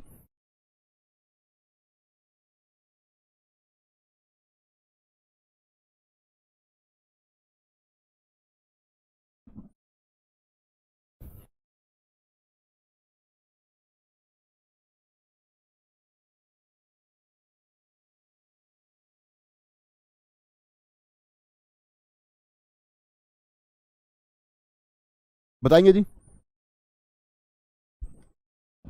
तो कौन से की तरफ हमको बढ़ना होगा? बहुत शानदार। अब हम बढ़ेंगे आपका किसकी तरफ, बोलेंगे एक बार भैया। अब बढ़ेंगे हम आपका समुच्चय बोधक की तरफ। समुच्चय बोधक,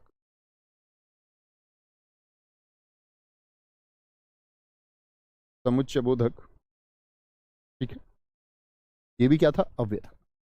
अब यहां समझने की बात होगी, आसान है, आसानी से अगर विवेक के साथ समझेंगे तो समझ पाएंगे। बहुत बढ़िया संबंध बोधक है जी, समुच्चय बोधक है, तो समुच्चय बोधक पढ़ते हैं, फिर संबंध बोधक पढ़ेंगे, और संबंध बोधक के बाद में हम कौन सा पढ़ेंगे आपका, हाँ, एक निपात भी हमको इसमें पढ़ना होगा। वेरी गुड, बहुत अच्छा आप लिख रहे हैं, संबंध बोधक, समुच्चय बोधक, फिर विस्मयादि बोधक पढ़ेंगे, और फिर पढ़ेंगे हम आपका निपात को, ठीक है। तो समुच्चय बोधक को देखिए जरा ध्यान से। अब समुच्चय का मतलब क्या होता है, ध्यान से देखना। दो दो शब्दों दो शब्दों, वाक्यों या वाक्यांशों को जोड़ने वाले, वाक्यांश मतलब वाक्य का एक अंश, वाक्यांशों को जोड़ने वाले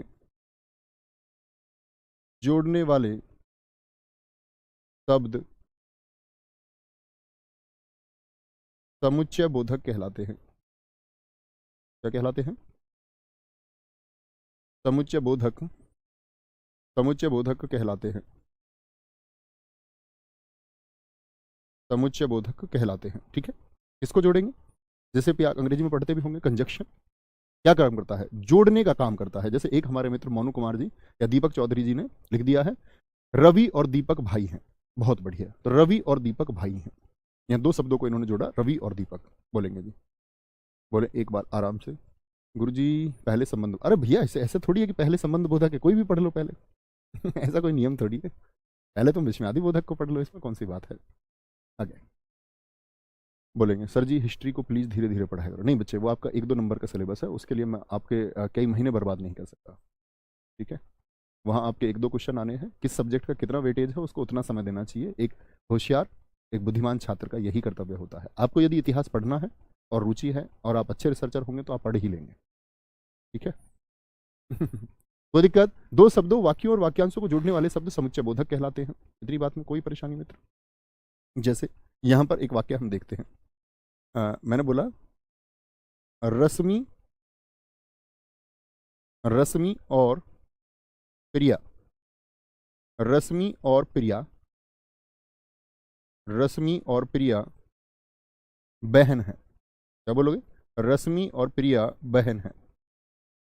मुझे एक बात बताइए, यहां पर हमने किससे किसको जोड़ा, आप कहेंगे और से जोड़ दिया जी मैंने, किस किस को, रश्मि को और प्रिया को, रश्मि को और प्रिया को जोड़ दिया, ठीक है। इतनी बात में कोई दिक्कत, कोई परेशानी। तो जब हम जोड़ रहे हैं तो जोड़ने के भी 2 प्रकार होंगे, ये देख लेना, ठीक है। इसीलिए बोलते हैं हम समुच्चय बोधक अव्यय 2 प्रकार का होता है। समुच्चय बोधक अव्यय, अव्यय 2 प्रकार का होता है। कितने प्रकार का होता है, 2 प्रकार का होता है। और ये हिंदी का सबसे जटिल चैप्टर माना जाता है। उम्मीद करूंगा आप इसको थोड़ा थोड़ा थोड़ा थोड़ा समझते हुए चल रहे होंगे और खत्म होने तक सब कुछ समझ जाएंगे।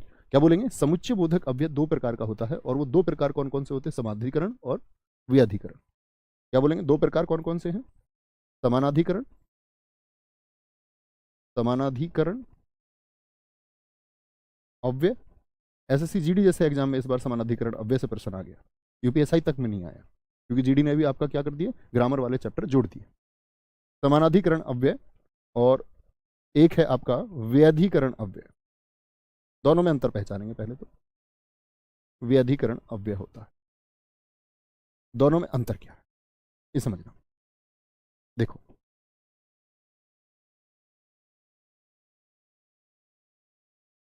जो समानाधिकरण अव्यय होगा, जो समानाधिकरण अव्यय होगा, ये याद रख लेना, मुख्य वाक्यों को जोड़ते हैं, मुख्य वाक्यों को, अंतर समझना दोस्त बहुत ध्यान से, ये मुख्य वाक्यों को जोड़ते हैं। और अगर मैं व्याधिकरण अव्यय की बात करूं तो यहां पर हम लिख सकते हैं, ये प्रधान वाक्य से, अब आपके दिमाग में प्रश्न आएगा प्रधान वाक्य क्या होता है, प्रधान वाक्य से आश्रित उपवाक्य को जोड़ते हैं। दोनों ही चीजें मैं बताऊंगा, आश्रित उपवाक्य को, आश्रित उपवाक्य को, आश्रित उपवाक्य को जोड़ते हैं।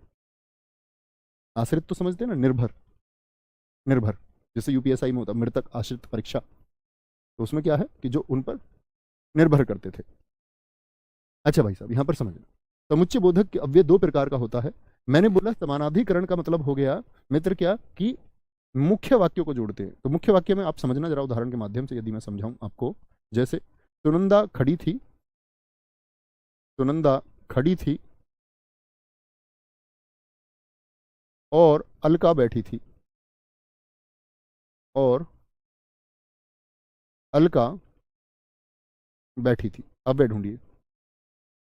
अब ऐसा तो नहीं बोलोगे सुनंदा ये तो संज्ञा हो गया, खड़े होना क्या हो गया आपका, ये क्रिया हो गई, अलका संज्ञा हो गई, बैठना संज्ञा हो गई, तो बचा क्या, थी ये क्रियाएं होगी, सहायक क्रियाएं।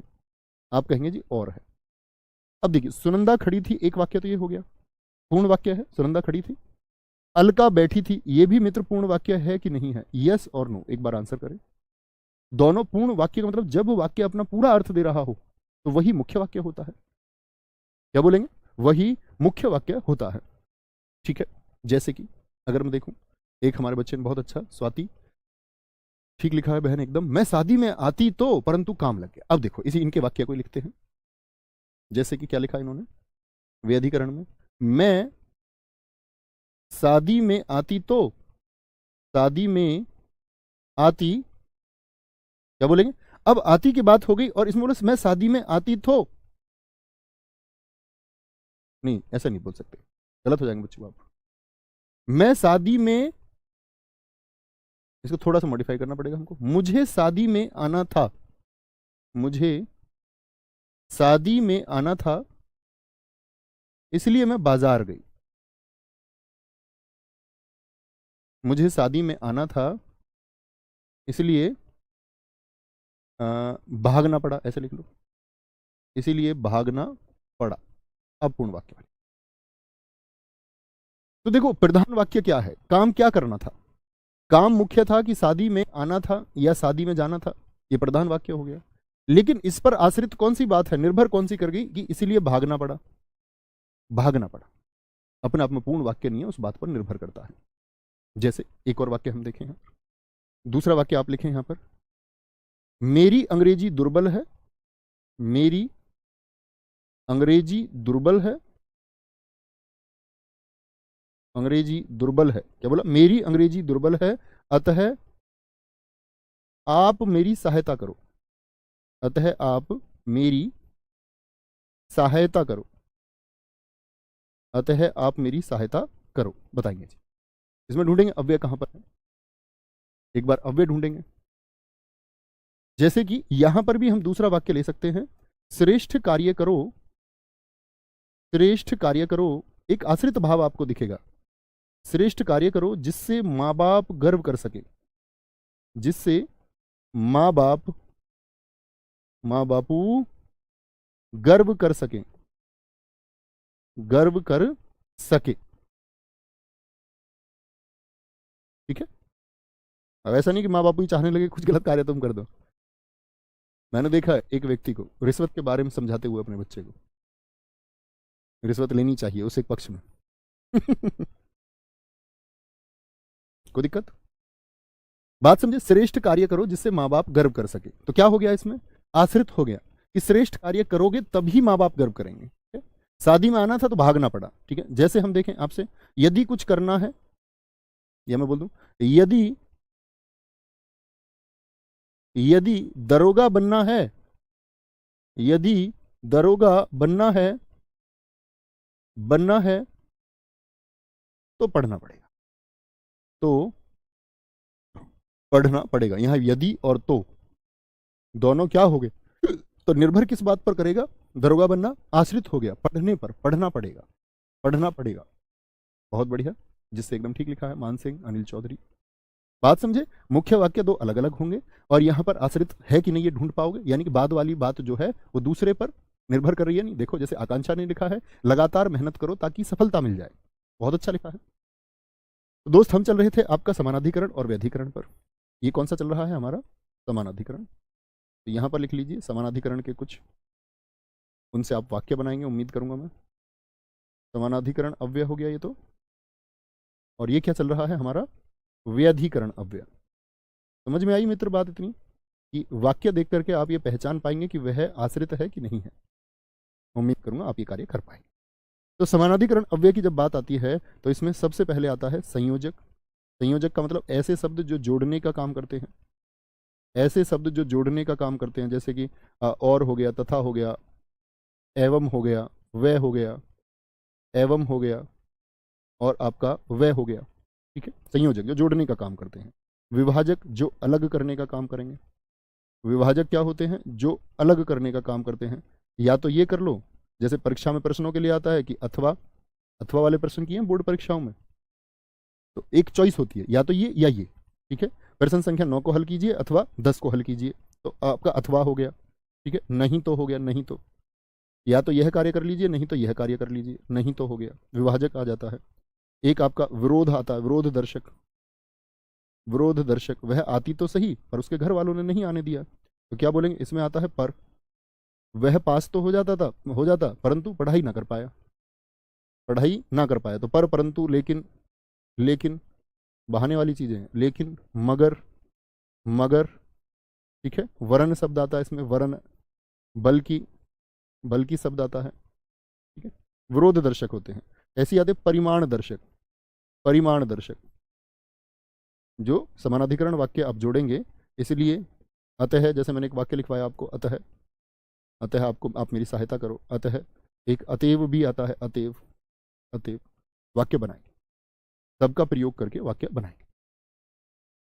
नवीन भैया, आपको लाल गुलाब चाहिए या सफेद? मित्र कैसा भी नहीं। जो आप पकड़ा दें वही सबसे अच्छा। मेरे माता और पिता सुंदर हैं, बहुत शानदार। Ashish Gupta ji, very good.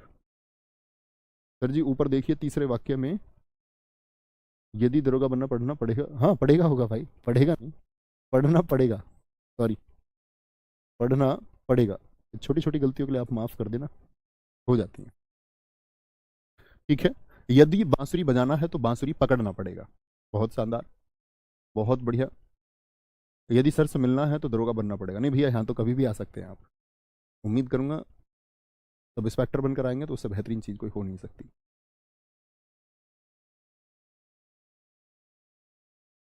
आप बनेंगे। ठीक है, तो इन सब से वाक्य आप बना सकते हैं। ऐसे ही व्याधिकरण से होता है। व्याधिकरण की यदि हम बात करें, व्याधिकरण की यदि हम बात करें, ठीक है, तो व्याधिकरण में भी कुछ प्रकार होते हैं। जैसे यहाँ पर एक होता है आपका उद्देश्यवाचक। उद्देश्यवाचक होता है। उद्देश्यवाचक से मतलब होता है ऐसे शब्दों का इस्तेमाल करें जो, जो कि, जो कि, ताकि, ताकि जैसे शब्दों का इस्तेमाल होता है। जो कि, ताकि होता है, ताकि। ठीक है, जिससे जैसे शब्दों का इस्तेमाल होता है, जिससे माँ बाप गर्व कर सके, ऐसे वाक्य मैंने आपको लिखवाया, जिससे। तो ये तो उद्देश्यवाचक होते हैं। फिर आपका इसमें संकेतवाचक आता है, जिसमें संकेत दिया जाता है। जैसे मैंने एक वाक्य उदाहरण 3 में ही दिया आपको। ठीक है, जो सो, जो सर्वनाम में आपने किए थे, जो सो, आपका यदि तो, यदि तो, ये एक साथ आएंगे। ठीक है, यदि तो, जो सो, संकेतवाचक होते हैं। एक स्वरूपवाचक होते हैं, स्वरूपवाचक। स्वरूपवाचक से मतलब होगा हाँ, यानी वह फेल हो गई, यानी उसने पढ़ाई नहीं की, यानी उसने पढ़ाई नहीं की, ऐसा आएगा आपका। एक कारण आता है जिसमें कारण दर्शाएगा, और आश्रित वाक्य होगा। आश्रितता आपको आराम से दिख जाएगी, क्योंकि, चूंकि, इसलिए, क्योंकि, चूंकि, चूंकि, इसलिए, इसलिए मैं नहीं आया। एक वाक्य, प्रधान वाक्य लिख के आश्रितता दिखाएगा। ठीक है, आश्रितता दिखाता है। राहुल भैया और नवीन भैया गहरे मित्र हैं, बिल्कुल, एकदम सही बात है।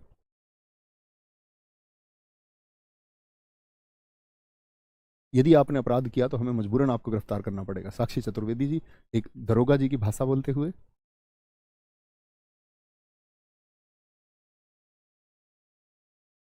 कोई दिक्कत, कोई परेशानी, तो वो दिख जाएगा। तो ऐसा नहीं करना कि ये इसलिए यहाँ पर भी है, यहाँ पर भी है। ठीक है, इसलिए वो वाक्य पर निर्भर करेगा, वाक्य पर निर्भर करेगा। जैसे कि मैं अगर बात करूं आपका कि वाक्य आश्रित है कि नहीं है, इस बात पर निर्भर करेगा। वेरी गुड, बहुत शानदार, कोई दिक्कत, कोई परेशानी। इसके बाद हमारा विस्मयादि बोधक बहुत छोटा सा है, संबंध बोधक बहुत छोटा सा है। संबंध बोधक को पढ़ेंगे, विस्मयादि बोधक को, निपात को पढ़ेंगे। ओके, अभी शुरू करेंगे और एक बार आप लोग आराम से देख लेंगे कि आपने क्या पढ़ा है। अच्छे से पढ़ते जाइए और आगे चलते रहिए, ठीक है। थैंक यू, मिलते हैं कल, बाय बाय, टेक केयर, जय हिंद, जय भारत, नमस्ते।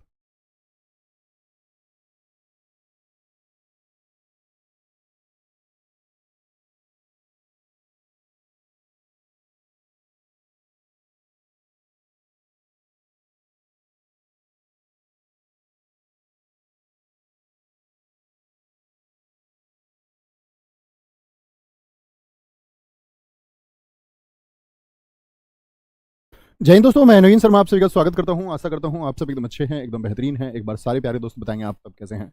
उम्मीद करूंगा एकदम बेहतरीन होंगे, एकदम शानदार होंगे।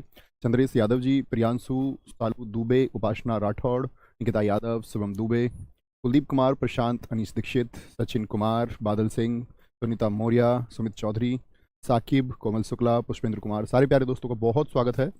और मत आपका हाँ, हम लोग पढ़ रहे थे आपका अविकारी शब्द को यानी कि अव्यय को, जिसकी एक कक्षा बाकी थी, क्योंकि उसमें हम क्या पढ़ चुके थे, आपके क्रिया विशेषण अव्यय को और समुच्चय बोधक अव्यय को हम पढ़ चुके थे। उम्मीद करूंगा अब तक हम जो चीज़ें पढ़ते हैं उसका आप एक अच्छा रिवीजन करते होंगे और सारी चीज़ें आपको तैयार होंगी, ठीक है। कभी भी समय मिले या कक्षा आदि ना हो तो पुरानी चीज़ को तब रिवाइज कर लेना है। आगे आएंगे संबंध बोधक अव्यय।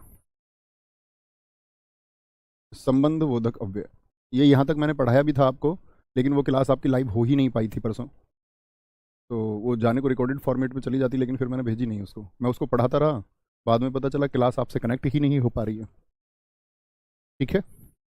बोलेंगे कोई दिक्कत? हाँ जी पवन कुमार जी मेरे भाई, मैं एकदम ठीक हूँ, आप कैसे हैं।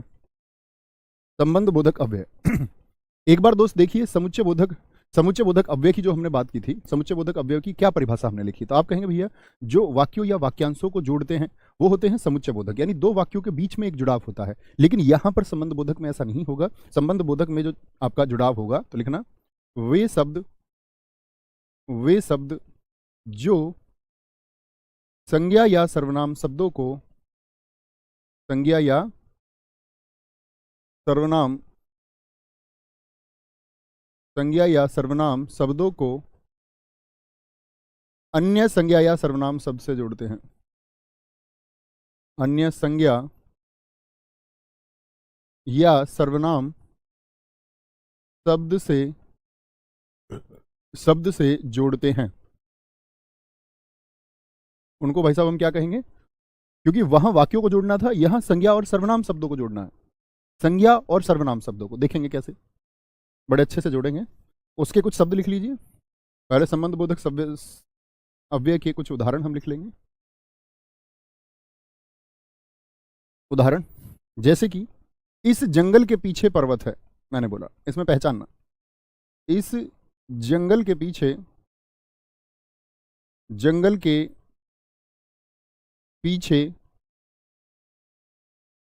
पर्वत है।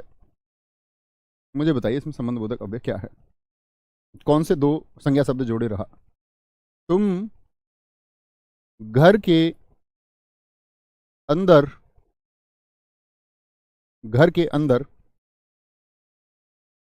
चोर को ढूंढो। घर के अंदर चोर को ढूंढो। तीसरा, चंचल मित्रों के साथ शिमला गई।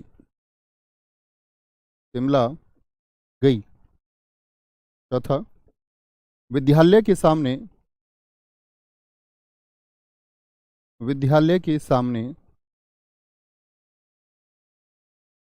कुछ लोग खड़े हैं। इसमें भी पहचानने का प्रयास करेंगे। देखें क्या बोलेंगे जी, ध्यान से देखना। मैंने बोला संज्ञा शब्द, देखिए संज्ञा शब्द है जंगल, भाई वन एक संज्ञा शब्द हो सकता है, पर्वत भी एक जातिवाचक संज्ञा है। किसने इन दोनों को जोड़ दिया, के पीछे। तुम घर के अंदर, घर, चोर के अंदर, चंचल मित्रों के साथ, मित्रों, शिमला, ये दोनों क्या हैं, आपके संज्ञा शब्द हैं, और इनको किसने जोड़ दिया, के साथ। कुछ सर्वनाम शब्द है, विद्यालय एक जातिवाचक संज्ञा है, के सामने गगन प्रताप सिंह जी आपने एकदम सही उत्तर दिया है दोस्त, हैप्पी बर्थडे टू यू अभिषेक। पूजा सिंह, पूनम यादव, बहुत शानदार, बात को समझे। कोई दिक्कत, कोई परेशानी? तो संबंध बोधक अव्यय क्या होगा? जो शब्द संज्ञा और सर्वनाम को अन्य संज्ञा या सर्वनाम से जोड़ते हैं। जैसे अन्य कौन कौन से हो सकते हैं? आपसे भी मैं सोचूंगा कि आप भी प्रयास करके बनाइए। जैसे इसमें हमने बनाया के पास नहीं लिखा है, के पास, इससे वाक्य बनाइए। के ऊपर, इसका प्रयोग करके एक वाक्य आप लोग बनाएंगे। के ऊपर, से दूर, से दूर, इसका प्रयोग करके वाक्य बनाएंगे। के कारण, और दोनों तरफ संज्ञा होनी चाहिए। के लिए, के लिए, के भीतर, के ओर, के ओर, ठीक है। जैसे के पीछे है तो के आगे, दरवाजे के आगे बबीता खड़ी है, के आगे हो जाएगा। के साथ हम लिख चुके, के साथ। के निकट लिख सकते हैं, के निकट, शहर के निकट मंदिर है, ठीक है। और आपका के सामने हम लिख चुके। के पहले, आगे तो लिख लिया, के पहले। के विरुद्ध, के विरुद्ध, इन सबसे वाक्य बनाइए। तो आपको दिखेगा कि यहां वाक्य को नहीं जोड़ा जा रहा है। समुच्चय बोधक और संबंध बोधक में अंतर समझ में आ गया? थम्स अप करें। समुच्चय बोधक में तो क्या होता था, जोड़ने के बाद में एक वाक्यांश होता था, और पहले भी एक वाक्य होता है। वहां पहले एक वाक्य, बाद में एक वाक्य। लेकिन यहां वाक्य नहीं है। यहां तो जो जुड़ाव होगा वो किनका है? संज्ञा शब्दों का है। भारत के उत्तर में तिब्बत है, सुमित कुमार जी बहुत अच्छा लिखा है। मोहन के पास एक पुस्तक है, सूर्या जी बहुत अच्छा आपने लिखा है। राधा पेड़ के पास खड़ी है, मनीषा जी आपने ठीक लिखा है। घर के ऊपर से हवाई जहाज जा रहा है, अजीत सिंह जी आप एकदम ठीक लिख रहे हैं, बहुत बढ़िया बोलेंगे, बहुत शानदार। राम के पास गाय है, बहुत गजब लिखा है। ट्रेन पटरी के ऊपर चलती है, बहुत बढ़िया। अब इसमें देखना के ऊपर के बाद में क्रिया शब्द है या संज्ञा सर्वनाम शब्द है, ये जरूर देख लेना, क्योंकि मैं आपको संज्ञा और सर्वनाम पढ़ा चुका हूं। कोई दिक्कत, कोई परेशानी? तो ये हमारे संबंध बोधक होते हैं। समुच्चय बोधक और संबंध बोधक में बहुत कंफ्यूजन बच्चों कई बार हो जाता है, आप लोगों को नहीं होना चाहिए। सीधा सा अर्थ है कि यहाँ आपका शब्दों को जोड़ा जाता है और वहां पर वाक्य वाक्यांशों को जोड़ा जाता है, ठीक है। स्कूल की छत के ऊपर बच्चे खेल रहे हैं, बहुत शानदार। फिर आता है आपका विस्मयादि बोधक। क्या आएगा? चौथा जो हमारा अव्यय आता है वो आता है विस्मयादि बोधक। मित्र, एक शब्द लिखा हुआ है विस्मय, इससे आप क्या समझते हैं? एक एक शब्द आप भी लिखिए। विस्मयादि बोधक अव्यय क्या होता है? विस्मयादि बोधक अव्यय ये क्या होता है? विस्मयादि बोधक अव्यय की यदि हम बात करें, बोलेंगे जी, आपके शब्द में देखना चाहूंगा। बेरोजगार होने के कारण वह मुझे छोड़कर चली गई। राम रावण के विरुद्ध युद्ध लड़े, एकदम ठीक है। स्टेशन के निकट चाय स्टॉल है, बहुत गजब। बुखार के कारण दवा खानी पड़ी। ये बताइए, विस्मयादि बोधक अव्यय यानी कि जब आप किसी घटना को देखते हैं और अकस्मात कोई भाव पैदा हो, कारण कोई भी हो, अकस्मात कोई भाव पैदा होता है तो वह विस्मय होता है। वह खुशी की वजह से हो सकता है, वह दुख की वजह से हो सकता है, वह भय की वजह से हो सकता है, ठीक है। तो विस्मयादि बोधक अव्यय की यदि हम बात करें, क्या बोलेंगे? वे शब्द जो अचानक से हर्ष यानी खुशी, यानी सुख भी हम बोल सकते हैं, या दुख की बात करें, हर्ष, शोक, भय, प्रेम, घृणा आदि की वजह से पैदा होते हैं। आदि की वजह से पैदा होते हैं। मैंने आपको बताया था दोस्त, क्रिया विशेषण अव्यय से जब प्रश्न आता है तो सबसे ज्यादा प्रश्न पूछे जाने का अनुपात रहता है रीतिवाचक क्रिया विशेषण का। और यदि मैं आपसे बात करूं कि पूरे, अगर हम बात करें समुच्चय बोधक, संबंध बोधक, क्रिया विशेषण, और तो सबसे ज्यादा चांस होते हैं, यूपीएसआई आप पिछले को देखेंगे तो सबसे ज्यादा प्रश्न जो पूछे गए वो विस्मयादि बोधक अव्यय से पूछे गए हैं। मनीषा जी ने तो लिख भी दिया है, वाह तुम सब इंस्पेक्टर बन गए, वेरी गुड। तो एकदम से जब हम आश्चर्य में पड़ जाए, क्या होगा? आश्चर्य में जो हम पड़ जाते हैं, ठीक है। तो वे शब्द, अच्छा ये तो हम लिख ही चुके, वे शब्द आगे बात करेंगे। ये प्राय है लिखना, वे प्राय है वाक्य के शुरुआत में प्रयोग होते हैं। वाक्य के शुरुआत में, और सबसे अच्छी बात है कि इनका साइन है अपना, आराम से देख के आप पहचान सकते हैं, प्रयोग होते हैं। कौन सा चिन्ह होता है इनका? ये चिन्ह होता है, ठीक है। जैसे कि एक वाक्य आप भी लिख के दिखाइए मुझे, अभी एक बच्चों ने लिखा था, उसी को लिखेंगे। वह तुम सब इंस्पेक्टर बन गए, वह तुम शाबाशी, खुशी का भाव पैदा हुआ। तुम उपनिरीक्षक, क्या बोलोगे, उपनिरीक्षक बन गए। वह तुम सब इंस्पेक्टर बन गए। एक एक वाक्य आपसे भी उम्मीद करूंगा। बहुत, राजा माथुर जी ने बड़ा अच्छा लिखा है। हट, चेतावनी दे दी। हट, इसे छूना मत, इसे छूना मत। बहुत शानदार। हट, इसे छूना मत। जूली देवी जी ने लिखा है, अरे आप यहां, वेरी गुड। अरे आश्चर्य, आप यहां, अरे आप यहां, बहुत शानदार। हाय, ये क्या हुआ। हाय, दुख का भाव है। ये क्या हुआ, क्या हुआ तेरा वादा। हाय, ये क्या हुआ, बताएंगे जी, आप लिख सकते हैं सब। Very good. अरे आप आ गए, बहुत शानदार। हे राम, बिल्कुल होगा प्रशांत कुमार जी, बहुत शानदार। कुछ लोग वहां से ही बनाने लग गए। एक बार वहां लिख दिया, उससे हटके बनाइए ना, जो लिख चुके हैं उससे अलग बनाया करो। तो यहां देखेंगे, इसमें आपको शब्द बनाने हैं। जैसे सबसे पहले मैंने लिखा था हर्षबोधक। खुशी वाले कौन कौन से होते हैं, तो खुशी वालों की अगर हम बात करते हैं इसमें कि जो खुशी का भाव पैदा करते हैं वो होते हैं आहा। आहा, क्या बोलेंगे, आहा, आनंद आ गया, तुम जीत के आए हो, आहा हो गया, आहा। ठीक है। और आपका वहा हो सकता है, वहा, वहा, साबास, साबास होता है, साबास। ये हर्षबोधक होते हैं जो खुशी को पैदा करते हैं। एक दुख को पैदा करने वाले होते हैं जिनकी वजह से दुख पैदा होता है। वाक्य आप बना सकते हैं इन सबका प्रयोग करके। शोक बोधक की बात करें, हाय, हाय, हाय हो गया, जैसे हम बोले शोक को पैदा कर रहा है। ठीक है। नहीं, आहा को हमको यहां लाना चाहिए, सॉरी, आहा बोलना चाहिए हमको। हर्षवर्धक को आहा कहेंगे, आहा, आनंद आ गया, आहा नहीं बोलते, आहा, आहा मैं मर गया, ऐसे। तो वो तो दुख में ही पैदा होगा, हाय और आहा हो गया। उफ, कास, उफ होता है, उफ, दुख हो रहा है, उफ, कास, त्राही त्राही, बाप रे बाप, त्राही त्राही, बाप रे बाप, कोई तो बचाओ, बाप रे बाप, बाप रे बाप। ठीक है, बहुत बढ़िया, वेरी गुड, शाबाश, तुमने ठीक उत्तर दिया। समीम अंसारी जी, एकदम सही है लिखा है आपने। छी छी, कितना गंदा पानी है, धीरेन्द्र कुमार जी, वेरी गुड। तो शोक बोधक होता है आपका। ऐसे ही होता है चेतावनी बोधक। जैसे अभी इन्होंने बोला था एक वाक्य, नाम भूल गया मैं बच्चे का, जिन्होंने हट से वाक्य बोला था, चेतावनी बोधक होते हैं। हट, खबरदार, जब मेरी किसी चीज को हाथ लगाया, खबरदार। ठीक है, सावधान, आगे 4000 वोल्ट का खतरा है, सावधान।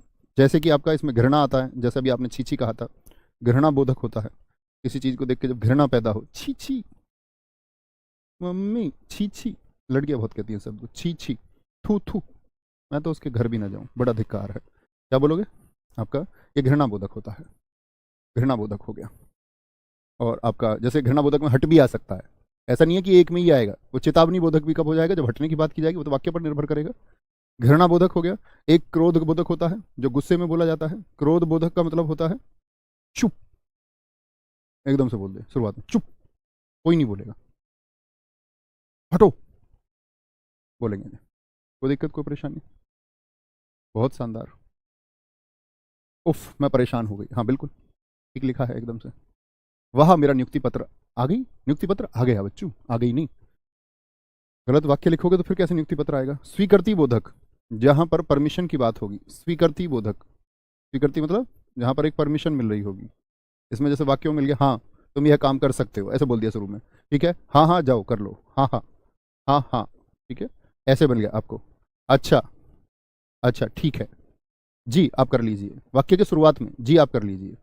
ठीक है, स्वीकृति मिल गई। और स्वीकृति के बाद में आता है आपका संबोधन। संबोधन बोले तो किसी को आप संबोधित कर रहे हैं, अरे सुनिए, अरे सिद्धि की मम्मी, क्या बोलोगे, अरे, अरे सिद्धि के बच्चों सुनो, ऐसे बोल दे, अरे सुनो। ठीक है, भाई जरा बाजार चले जाना, अजी सुनते हो, अजी सुनते हो। ठीक है, अजी सुनते हो। ऐसे ही आपका आता है एक, सॉरी, एक आता इच्छा बोधक।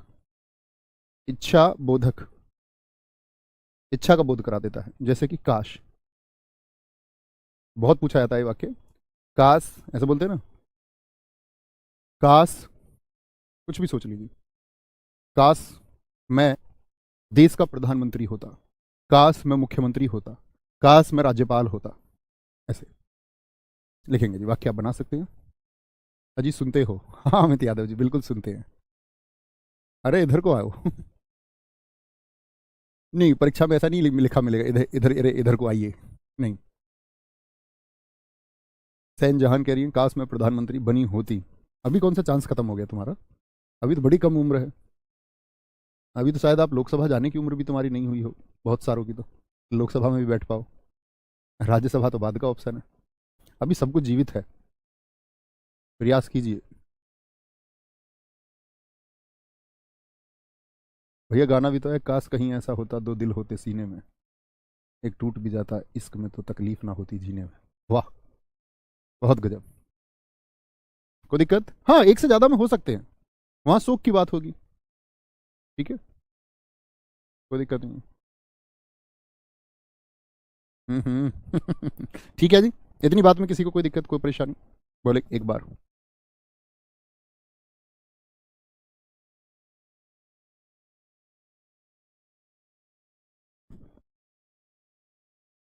आगे आते हैं। अब आते हैं हम आपका अंतिम और पांचवें अव्यय की तरफ, जिसका नाम है निपात। मुझे एक बार बताइए, आप लोग इसको मुख्य अव्यय में शामिल किया जाता है या नहीं? यस और नो? निपात, निपात दरअसल में होता क्या है, याद रख लेना, ये शुद्ध अव्यय नहीं होते। पहली बात, ये शुद्ध अव्यय नहीं होते, इसका मतलब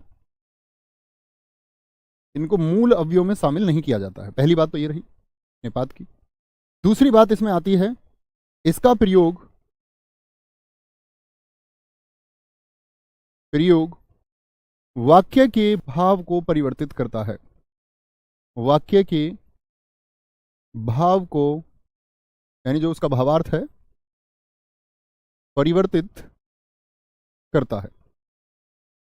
और तीसरी और महत्वपूर्ण बात है जिस पर आप लोग इसको पहचान पाएंगे, उसकी पहचान है, याद रख लेना, निपात वाक्य में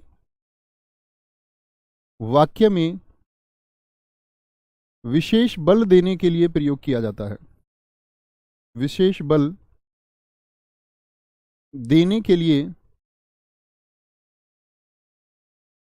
प्रयोग किया जाता है।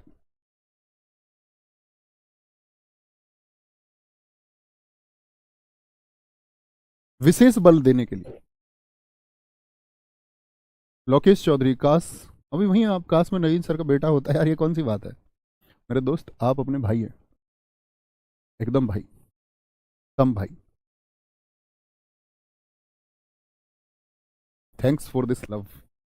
क्या बोलोगे? निपात अगर हम बात करते हैं तो वाक्य में जोड़ देगा। देखो, जैसे मैं बोल दूं सुनीता बाजार जाएगी, लेकिन मैं जोर देके बोलूं सुनीता ही बाजार जाएगी, भाई सुनीता बाजार जाएगी में कहीं अव्यय है? ये बताइए मुझे, पहले इसमें अव्यय ढूंढिए। सुनीता बाजार जाएगी, मैं पहले तो ये तो जान लूं कि तुम अव्यय के बारे में थोड़ा बहुत जानते हो या नहीं। इसमें अव्यय बताओ सारे दोस्त मुझे फटाफट। सुनीता बाजार जाएगी, हाँ काश हो सकता है दोनों में, बिल्कुल हो सकता है। Thank you Pushpendra Kumar ji. सारे दोस्त एक बार उत्तर देंगे सुनीता बाजार जाएगी में, आराम से लिख लेंगे एक बार, लेकिन उस पर विचार भी करेंगे फिर।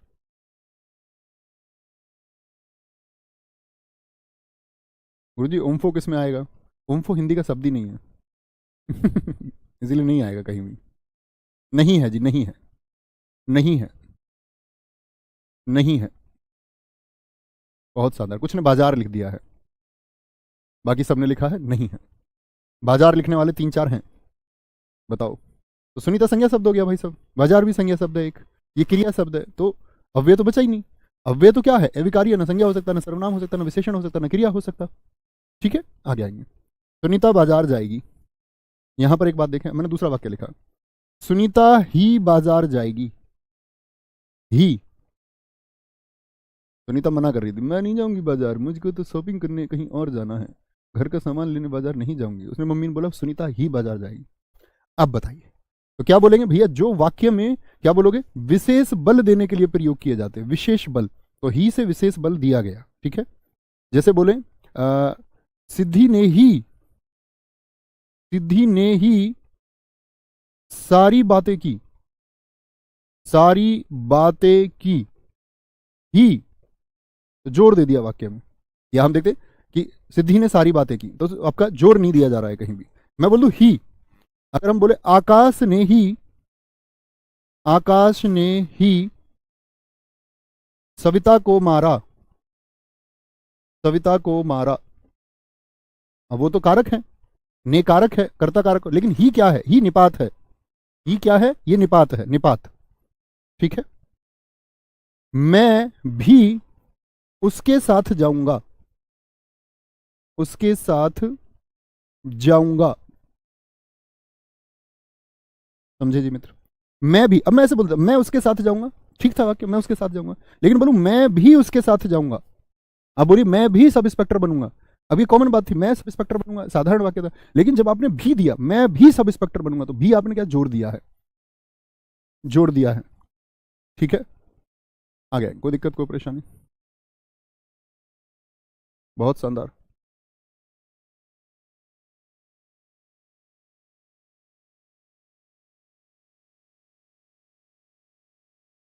Very good, very good. Ram ने ही रावण को मारा, आशीष गुप्ता जी एकदम ठीक लिख रहे हैं, कोई दिक्कत? सिद्धि ने ही सारी बातें की, गुरु जी सारी लिखी, सारी, हाँ सारी आएगा, ठीक है। अब ठीक है, सारी। तुम ही काम करोगे, बहुत बढ़िया। आप ही मेरे भैया हो, पुष्पेंद्र कुमार जी, बहुत खूब। नवीन भैया ने ही सिद्धि को मारा, अरे भाई साहब, ये मेरे बस में नहीं है। मैं इसका ख्याल देख सकता हूं सिर्फ। बोलो जी। और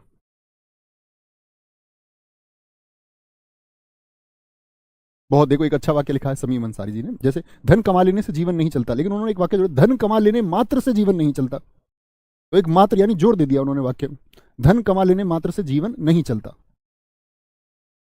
बहुत बढ़िया, वेरी गुड।